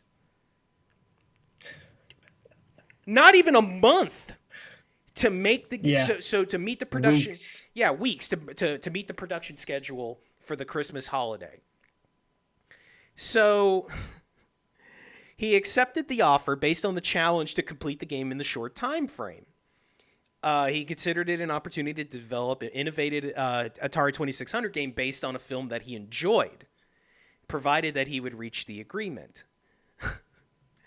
So he used the days to design the structure of the game, and he envisioned a six-sided world where players could float around as in the setting and adapt to kind of parts of the film. So when they presented the ideas to Spielberg, Spielberg was like, not so much. So Spielberg asked the developers, could you do something a little bit more like Pac-Man? I Which was of wondering if course, we get to that part. which Yeah. of course. So, Yeah, the you know, developer, he had like machinations of like turning it into like this incredible RPG where exactly. multiple maps, multiple So screens, he and had at the time he only had make 6 this more like weeks. Pac-Man. Yeah, the guy has 6 weeks to do it. He presents the idea to try to do all the 6 weeks. stuff that he wasn't going to be able to finish, and then Spielberg's like, just make it like that game. Just make Yeah. it like that. And so, so of course the development did not finish on September 1st, and the uh, due to the limitations in time, Atari decided to skip audience testing. And so one of the things that the former COO of Warner Communications at the time, he said that he later suggested that the company had just fallen into a sense of security by the success of everything else, and just thought that they could just fart out a game. Well, of course, the game comes out. It's a commercial success. It's fucking E.T. Well, people pop that cartridge into the Atari 2600, and it's the biggest pile. It's a broken game. It's not finished. It's bad. It doesn't there's just nothing to the game. Mm. And so obviously the initial commercial success wears off, and then the game doesn't sell. Well, much like Pac-Man, they produced way too many cartridges. So they've got all these cartridges. Well, we'll talk later about what happened with that. We may have a little bit in scatter shooting for that. So with what had happened with Pac-Man, the Atari 2600 version of Pac-Man, and other games, and then especially E.T., the consumer favorability of home video games, or really just video games in general, really took a hit. And the Atari 5200, which was the upgraded console of the Atari 2600, failed miserably because people just the confidence was gone. Same thing with arcade machines. There were so many arcade games, so many different ones, new ones, that it just flooded the market. What ended up happening was that essentially the video game industry crashes. Nolan Bushnell leaves Atari. Basically, the original Atari Incorporated goes completely out of business. Now, it would come back later as a new version of Atari, but Atari basically completely caves. And for a good 3-4 years, there were thoughts that the video game industry would never ever come back. It was never going to return because it had crashed so hard. Well, the reason why it came back, you guys will have to wait until next month when we do our next part of our history of video game consoles, when we talk about the Nintendo Entertainment System. Now, also, real quick, one thing, speaking of Nintendo, the Atari 2600 had a version of Donkey Kong, and it also had a version of the original Mario Brothers. You know, the not Super Mario Brothers, but Mario Brothers.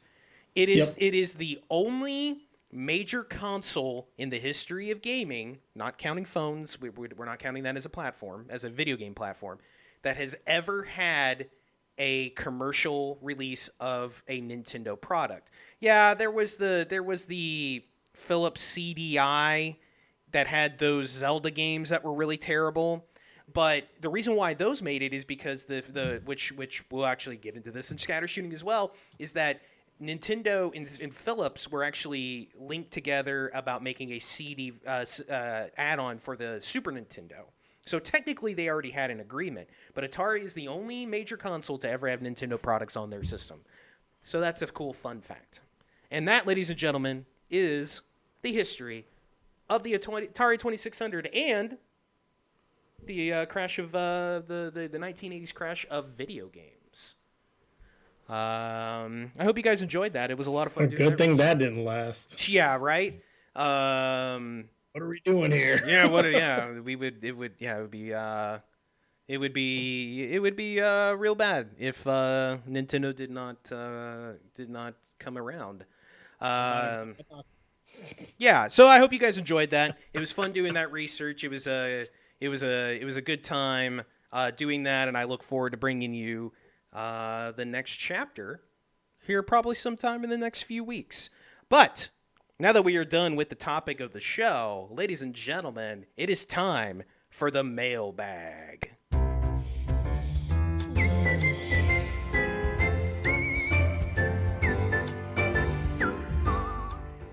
And if you have any questions for the MC Gamescast, you can reach us in many, many, many places.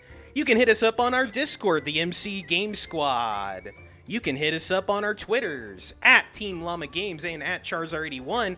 You can hit us up at the MC Gamescast at gmail.com. Or you could just pop them right here in the chat, and we may be able to get to them in that episode. And if not, definitely by the next episode. So, ladies and gentlemen, we got some good questions in this week, Charlie. I might even say that we've got the best questions we've ever gotten. So why don't we go ahead and get started with a little bit of fun with a question from your brother, the Josh Man, Joe Shizzle 2323 on Twitch. How far? I'm gonna probably say this wrong. Basically, it's how far would Bruce Lee get in from the challenge in Bloodsport? Well, what's it called? Kumite? There you go. Yeah, the Kumite challenge from Bloodsport. Also, he wants us to say how far Bruce Wayne and Chuck Norris would get. Bruce Lee would absolutely 100% win. I don't think there's any question, right? Yeah, that's when this question presented to me, I was like, that's easy. It would be renamed the Bruce Lee challenge. Exactly. Bruce Wayne, I don't know. Like I think he would have. See, that's the thing though, is that so if he's doing the Kumite competition, he can only do that. So I would have my doubts that Bruce Wayne would be able to win at that. Yeah. And Chuck Norris is an actor, and he doesn't count.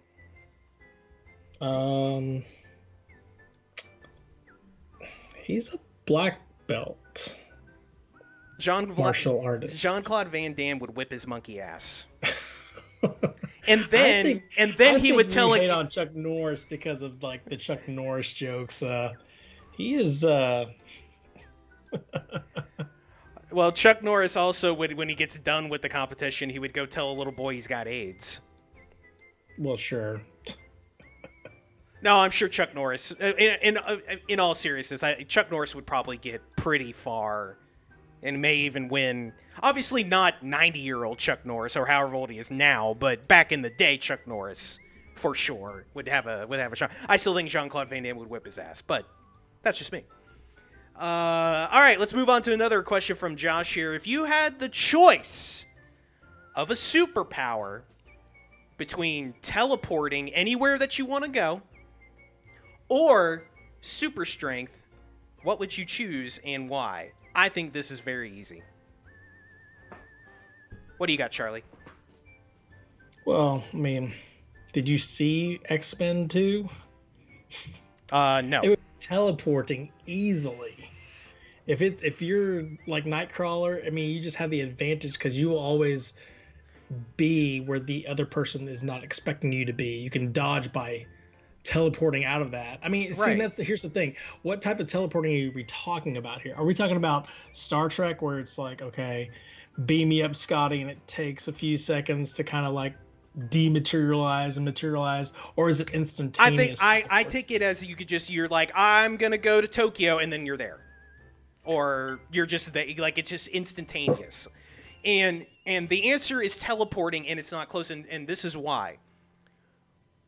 In real life, what does super strength really get you? Aside from how super strength too?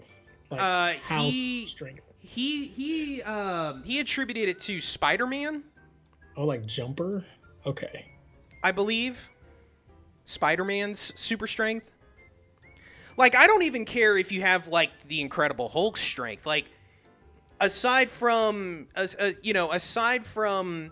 oh, you can win the strongest man competition, and every now and then you can, you know, save someone that's trapped under a car. I mean, there's definite utility. Like, okay, when if you want to travel somewhere, yes, teleporting done or whatever. If you get into a fight with someone and you're like super duper strong, sure. I mean, think about it like this: you could walk in New York City without having to ever worry about looking left or right or That crossing a street you if you're are that strong. you are 100% true, but also more than likely that will never come up. Well, It's sure. very like me.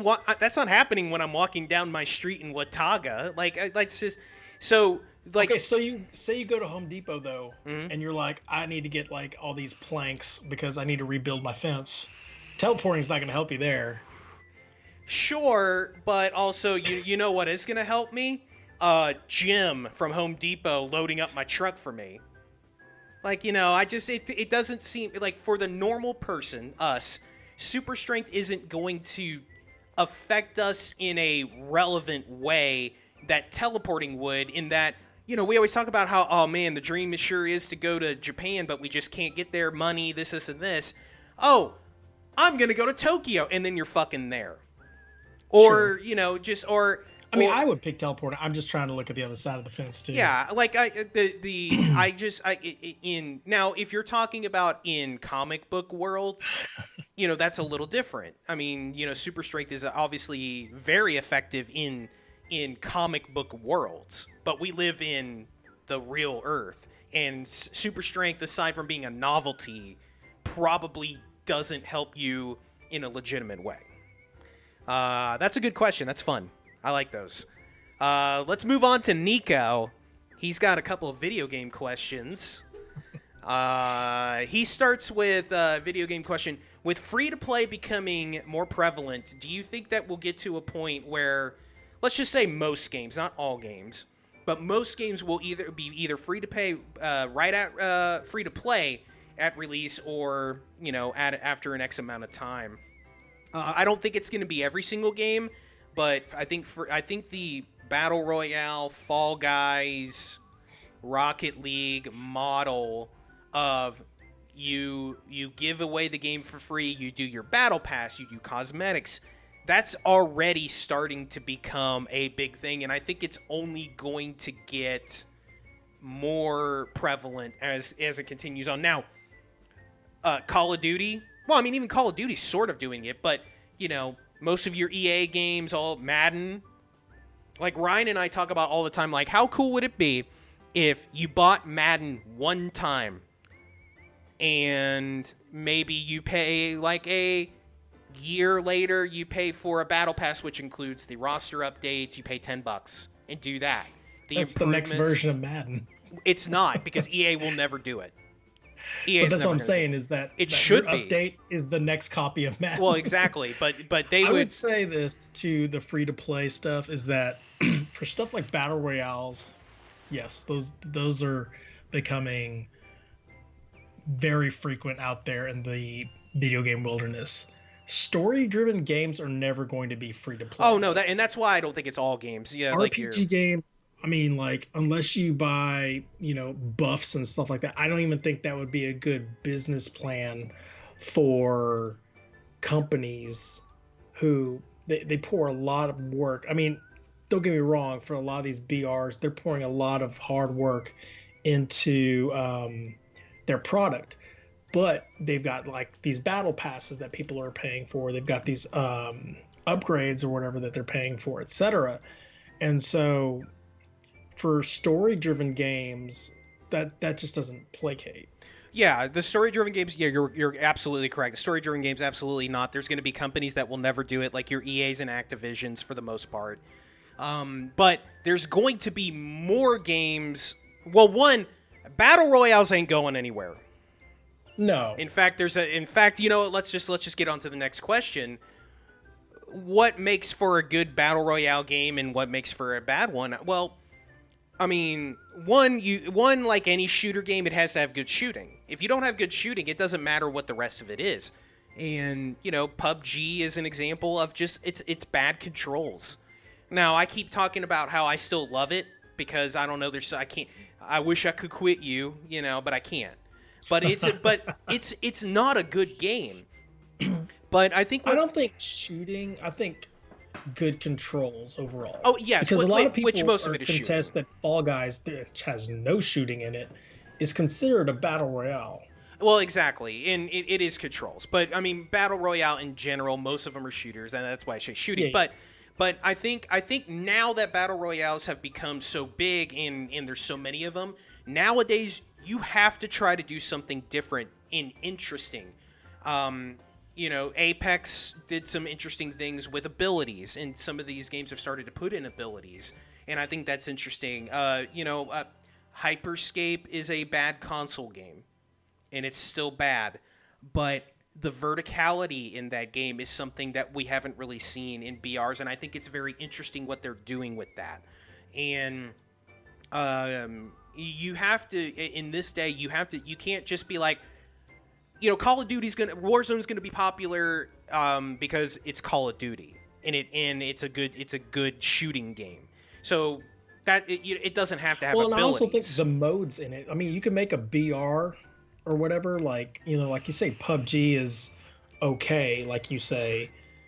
I think what makes a BR even better though are the different modes that are available to the player. Yeah. Like me myself, I am horrible. You guys know I am atrocious when it comes to playing those games. I have fun though playing it because of that plunder mode. Well, exactly. Because your objective may not be to kill everybody on that map. Your objective is to get money. Well, yeah, it's a different type of game in there rather than like, oh, I'm going to be king of the mountain. Yeah, well, and Fortnite did that too. Initially Fortnite it was battle royale, and all your challenges were done in battle royale, and for people that weren't good at the game, like I was and Ryan was, especially in the beginning, it made getting those challenges very difficult and earning the battle pass tiers very difficult. Well, then they added all these different team games, and we like the team games as much, if not more, than the other modes. Team Rumble, they did this one where you had to take over points of interest on the map and things like that. So the alternative modes are very important, some of that. And yeah, even something like Call of Duty Warzone doing the plunder mode. One, it's a fun mode. Like, I think it's an interesting mode. It's because it's so different. But also, it gives people like us, like you, an opportunity to get used to the mechanics of the game, and then maybe eventually get into the Battle Royale stuff. Correct. Disco Domination. That's right. Thank you, Ryan. Disco Domination. That was really good. So that's a good question. And again, what makes a bad one is making a game that has no innovation. And PUBG, yes, PUBG was the first one, and back then it was innovative because it was the first one. They haven't done anything to that game to innovate on it. It's still the same fucking shitty controlling game. And, I don't think there's anything they could do about it. It is what it is now. Fortnite does all kinds of different things that are really neat. And I think the Battle Pass stuff is very important. Fortnite is doing an all Marvel season next season. Yeah. I think that's badass. I think that's neat. I think a good BR keeps things fresh. It keeps things interesting for the players who are continue to play. And it keeps things attractive for players who are hesitant, like myself, who they weren't sure that they were ever. I never thought I was ever going to ever play a BR because I just really, really never was interested. You guys constantly were in my ear saying, "You guys got to play. You guys got to play with this and whatever." I finally did it, and even though I killed one guy in maybe the 3 hours that I've played, I still had a fun time doing it because, it's fun getting blown up by other people, seeing how well skilled they are at that game. But at the same time, you're still helping your team out in that particular mode. Yeah. That's what makes a good BR. A bad one is one like, I'm not going to say that PUBG is a bad game because I've never played it, but it's one that doesn't grow upon itself. It No, maintains the status quo. exactly. It doesn't do anything innovative. A lot of games are like that, though. Is that, I mean, it's the same thing across the entire gaming landscape. Is that if you keep constant and you don't make things new, make things fresh looking, yes, people are going to gravitate away from that because there are other more attractive, shiny objects around them that they want to play and experience. Well, and Josh made a good point about H1Z1. H1Z1 was the first battle royale. Well, when PUBG came out, that was the new shiny thing, and it was doing not necessarily things that were different, but it did it in a way that people were not necessarily used to, because H1Z1 did not get as big as PUBG ever did. Well, then once Fortnite came out, then Apex Legends, and then all these other different ones, everyone was like, well, PUBG is just a fucking standard-ass shooter that isn't even that good to begin with. PUBG got big because there was only one other game, and that one also didn't play well. H1Z1 is not a game that plays well either. And that's just that. So you had two games that didn't play well. One was shinier. Then all these other ones came out, and they started playing a lot better. That's a good question. Nico has another one. Very game centric from Nico this week. What game mechanic would you steal from another game and insert it into another game to make it something better? God. And my answer is easy. I want the Shadow of Mordor enemy system put in everything. I think that system is badass. The Nemesis system. I think, and you know what? Only one other game has used the Nemesis system. Fucking Shadow of Mordor 2.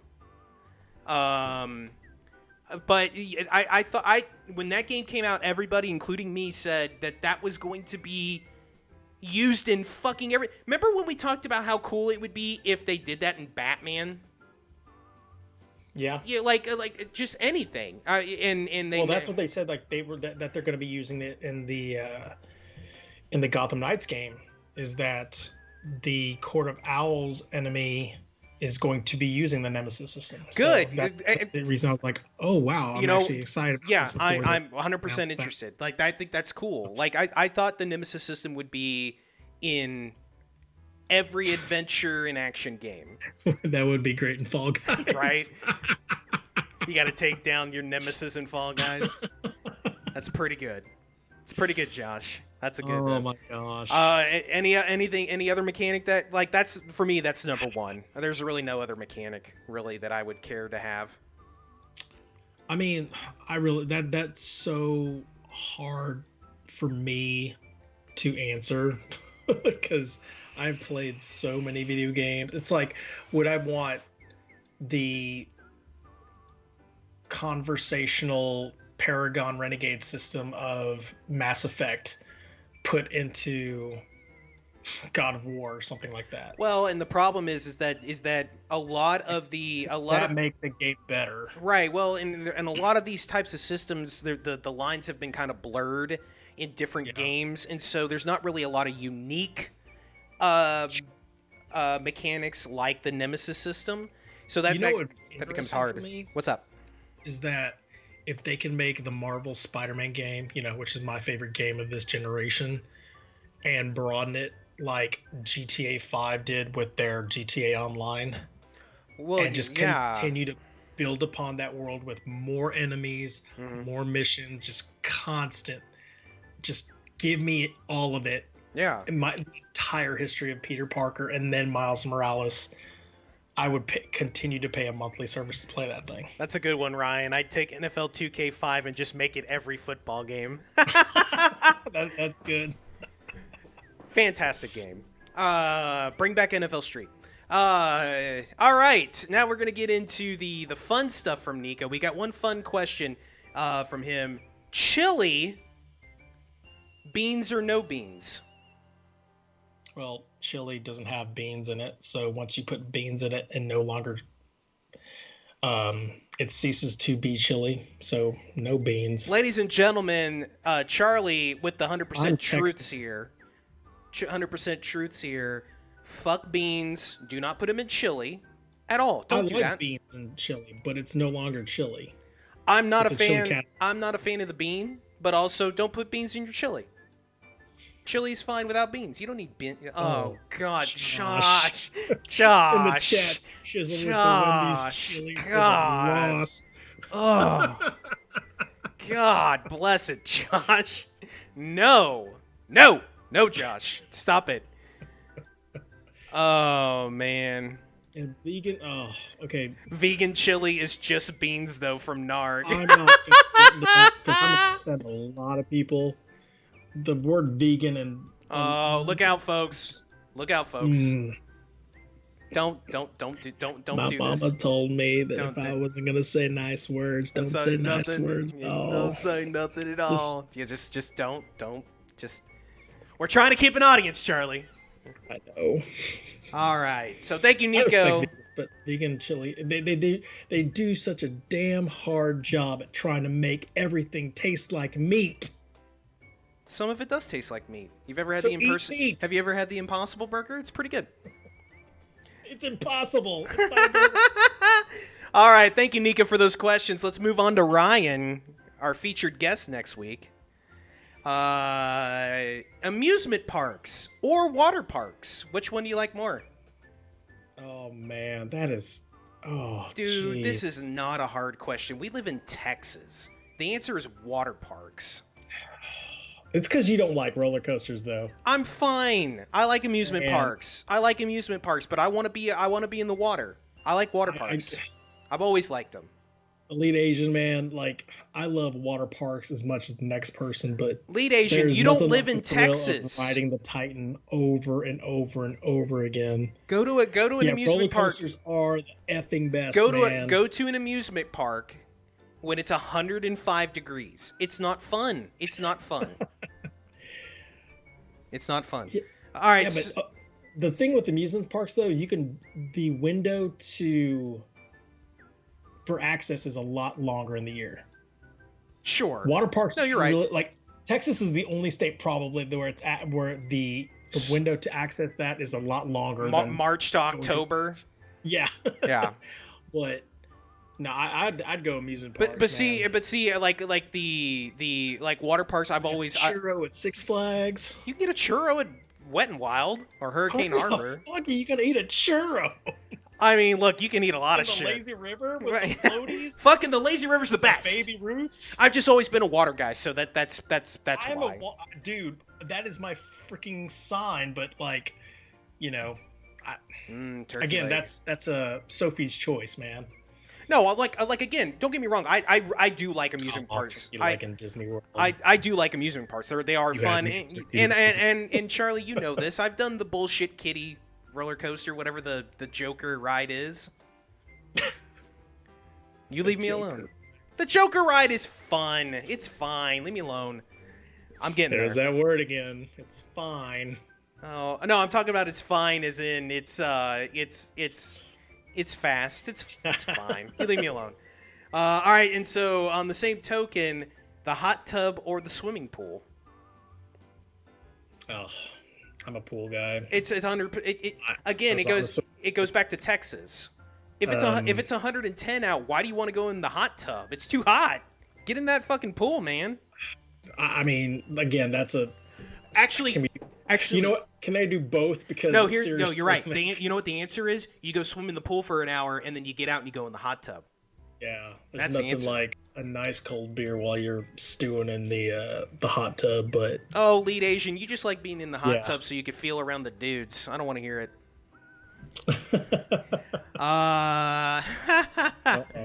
Oh, he's gonna onsen. I don't know what that is. Oh, in Japan. Well, I haven't been to Japan. That doesn't count. All right. Now Ryan. I want to go to Japan. Ryan's got a video game question here. First person or third person shooters? Which one you got? Which one do you like better? Third or first person? Man, again, Doom is my favorite game. Doom 2 is my favorite game of all time. But with the advent of like Gears of War and Resident Evil 4 was really good. just. I mean, I gotta go first person shooter. Yeah, even see, though I love those games. I play more first person, but I mean the thing is that I think it's just very dependent on the game because let's go back to PUBG. There's a third person mode and a first person mode. First person mode in that game is god awful. For third person, it works better for me, so I like it there. And of course, I like Mass Effect. I think Mass Effect controls great as a third person. Did you ever play third person Fallout? Oh, it's awful. Oh, it's the worst. Don't play Fallout in third person. Don't do that. But I mean, certain games are just like I can't imagine playing a game like Call of Duty in third person. Like I just think that would be like there's certain types of shooters that I don't like in third person. As opposed to like Gears of War, I don't think Gears of War would feel as good as if it was in first person. That game seems to work better to me because I mean those characters are such big tanks. Sure. And it's a cover shooter. Exactly. That's the design of that game. First person, like when you hide behind cover, you're not exactly like in a mode where you peek around unless you just like make yourself completely exposed, which I guess you kind of do in third person. GTA 5. Did you ever play that in first person? I don't like it. I don't think it controls well, and I just think that's because of the way they did those controls. And also playing playing GTA for so many years in all its different forms, and also playing GTA 5 all in third person. It feels weird to play that game in first person. I changed my mind. Third person. Right, Mean Green said Mass Effect, and I was like, "Yep." I had much more fun time playing that. I said Mass Effect way earlier, but okay, give credit to Ryan. It's fine. He's our guest next week. Well, I was thinking, Yeah, I was like, I think it's like I don't think Mass Effect would be as good as if it was in first person. No, I just don't think it would. I think it's just 'cause I like both. I think they're both great. I think and that's the thing is that there are bad first person shooters and there are bad third person shooters. It's just if it's developed well, it's going to be good because Gears of War could have easily been a terrible third-person shooter game, but it's not. Yeah. Anyway, let's get to the last one. This one is from Warto, and I say that I finally figured right. I've finally said it right. He asked why alpacas are better than llamas, and I am offended. But also, he asked that question because I kept calling him Warto, and I have to be. I'm sorry, Wartau.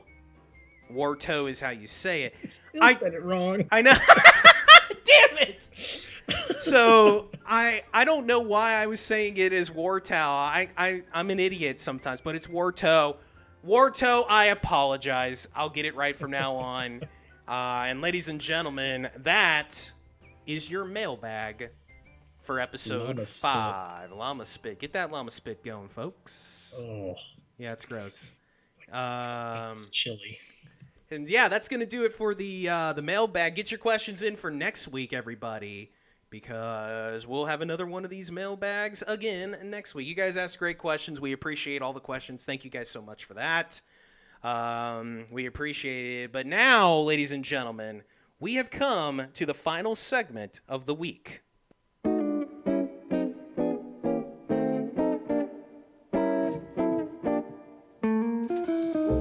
And now, it's time for Tuesday Night Scatter Shooting, right here on the MC Gamescast.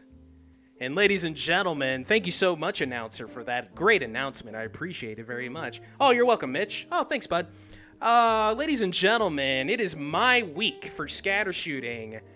And scatter shooting while wondering whatever happened to the Mario Golf series. They haven't made one of those in a long time. And they need so great. That game is.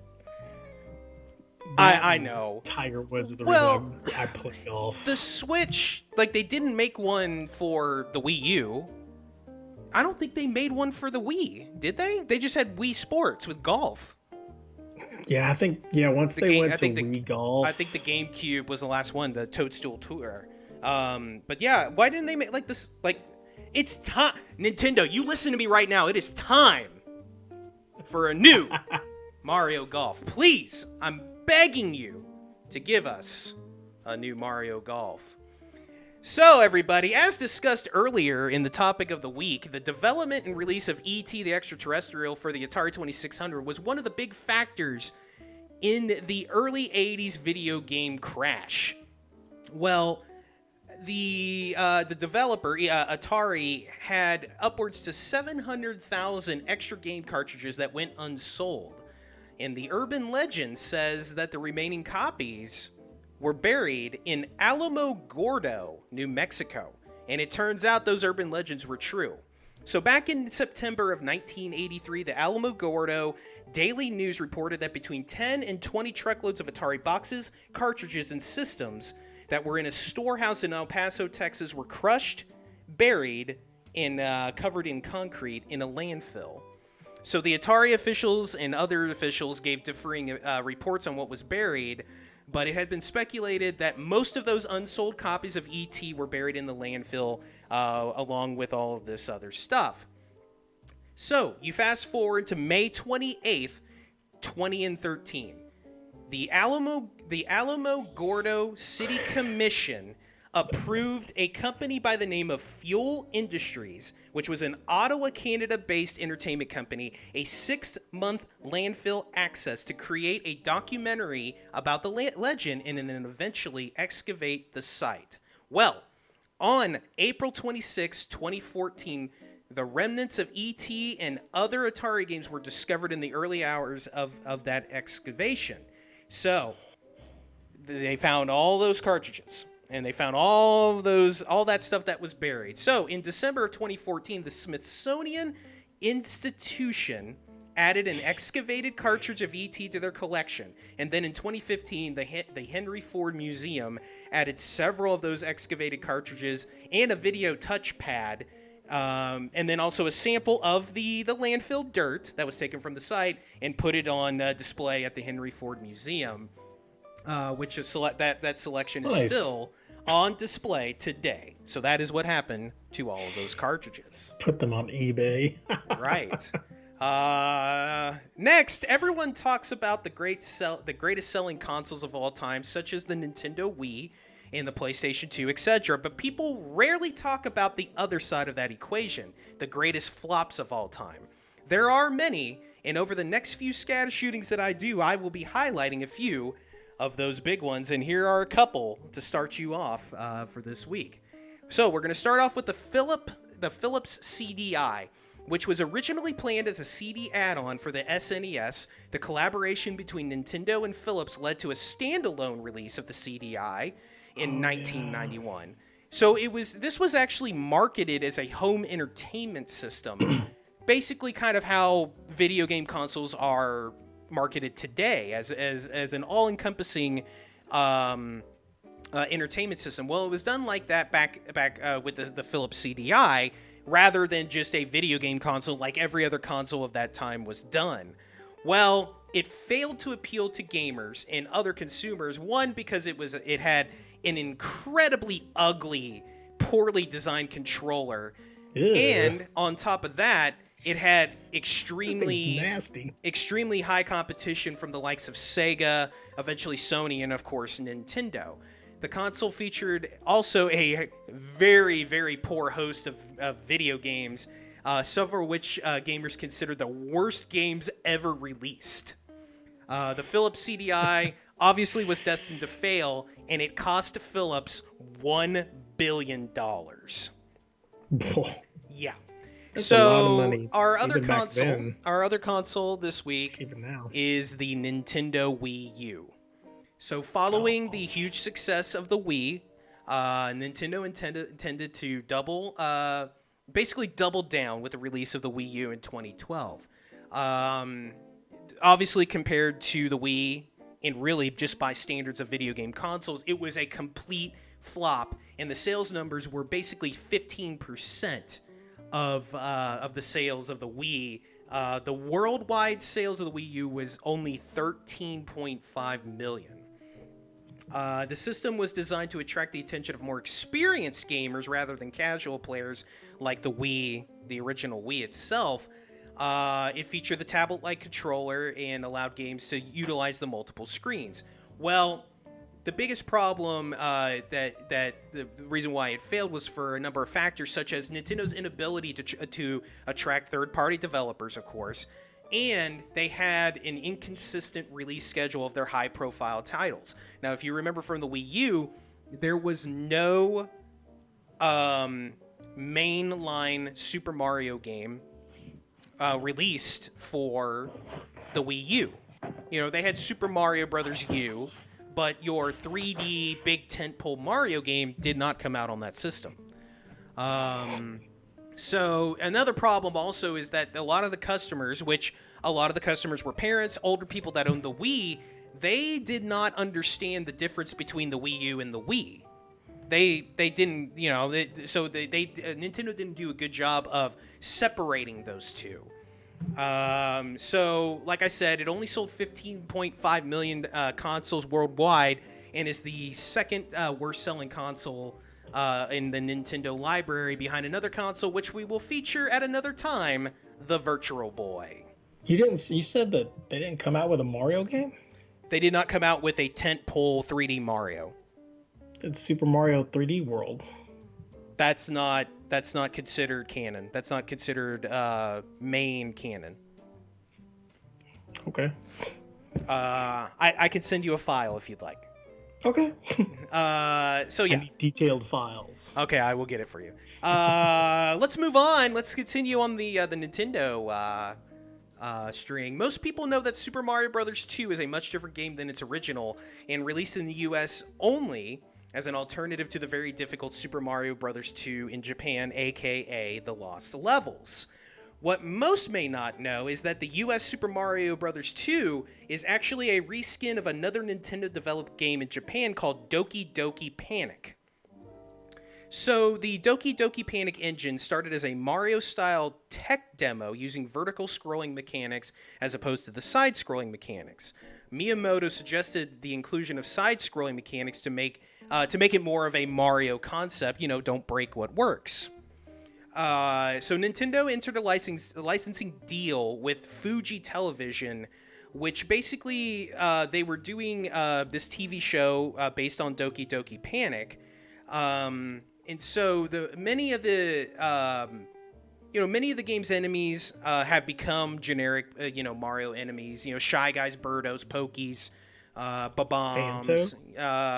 Well, actually, Fanto and stuff. That stuff was from the Doki Doki Panic and really didn't make it into a lot of other games. But most of those other ones eventually did. So, of particular note is how Mario, Luigi, Toad, and the Princess skills and attacks were shaped. They were actually shaped by the skills that the characters in Doki Doki Panic had. You know, Mario was just your kind of generic average character. Luigi had the bigger jump, the float, the stronger character of Toad. Some Mario elements had already been in place prior to that overhaul for America, with POW blocks and stars. The frequent, those are frequent in other powerful items that serve the same purposes as those original game origins. So, so Super Mario Bros. 2, Doki Doki Panic in Japan, which if you have ever seen that game is fucking weird. But you watch it. Super Mario 2 is not exactly. Well, exactly. But you watch that game. You watch Doki Doki Panic, and you said, "Okay, I see where Super Mario Brothers 2 is." Oh, it's like Alex the Kid Dream Castle or something like that. Exactly. It's crazy. Yeah, it's a crazy story. And finally, why are the Boy Scouts so annoying to play video games with? Well, that's because they're good at camping.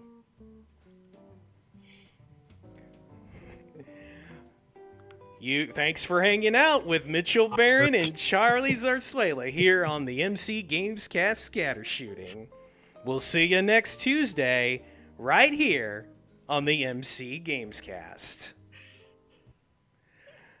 And ladies and gentlemen, we have reached the end of another wonderful episode of the MC Gamescast. Thank you, everybody, so much for hanging out with us tonight. Good episode. It was fun doing that Atari 2600 history. That was cool. You'll want to join us next week as we have our first guest, our good pal Ryan Laster, joining us to talk a little Madden, talk a little video games that he likes, maybe a little talk about some of the stuff we've played together.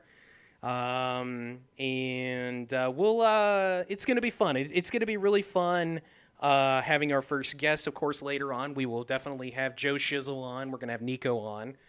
We may have one of my friends back from my high school days on. But that's going to do it for this episode. Charlie, thank you so much. Sturm Rage to get on here. Oh, we'll yeah. Oh, just for you. Well, okay, so the topic of the show is just going to be us arguing about Donkey Kong Country. Pretty much. Yeah. We'll see. Fine. Well, it's fine. Donkey Kong Country's fine. It's Donkey Kong 64 that's garbage. It came up with Burgled My Bananas. It's a bad game. Go watch Burgle My Bananas. But anyway, folks, Charlie, thank you so much for joining me tonight as usual. Great show, my dude. Thanks to everybody that came and hung out. Thank you to Sweet Girl for the follow, of course, and Narg and everybody else that came and joined us today. Ladies and gentlemen, we'll be back with episode 6 next week of the MC Gamescast.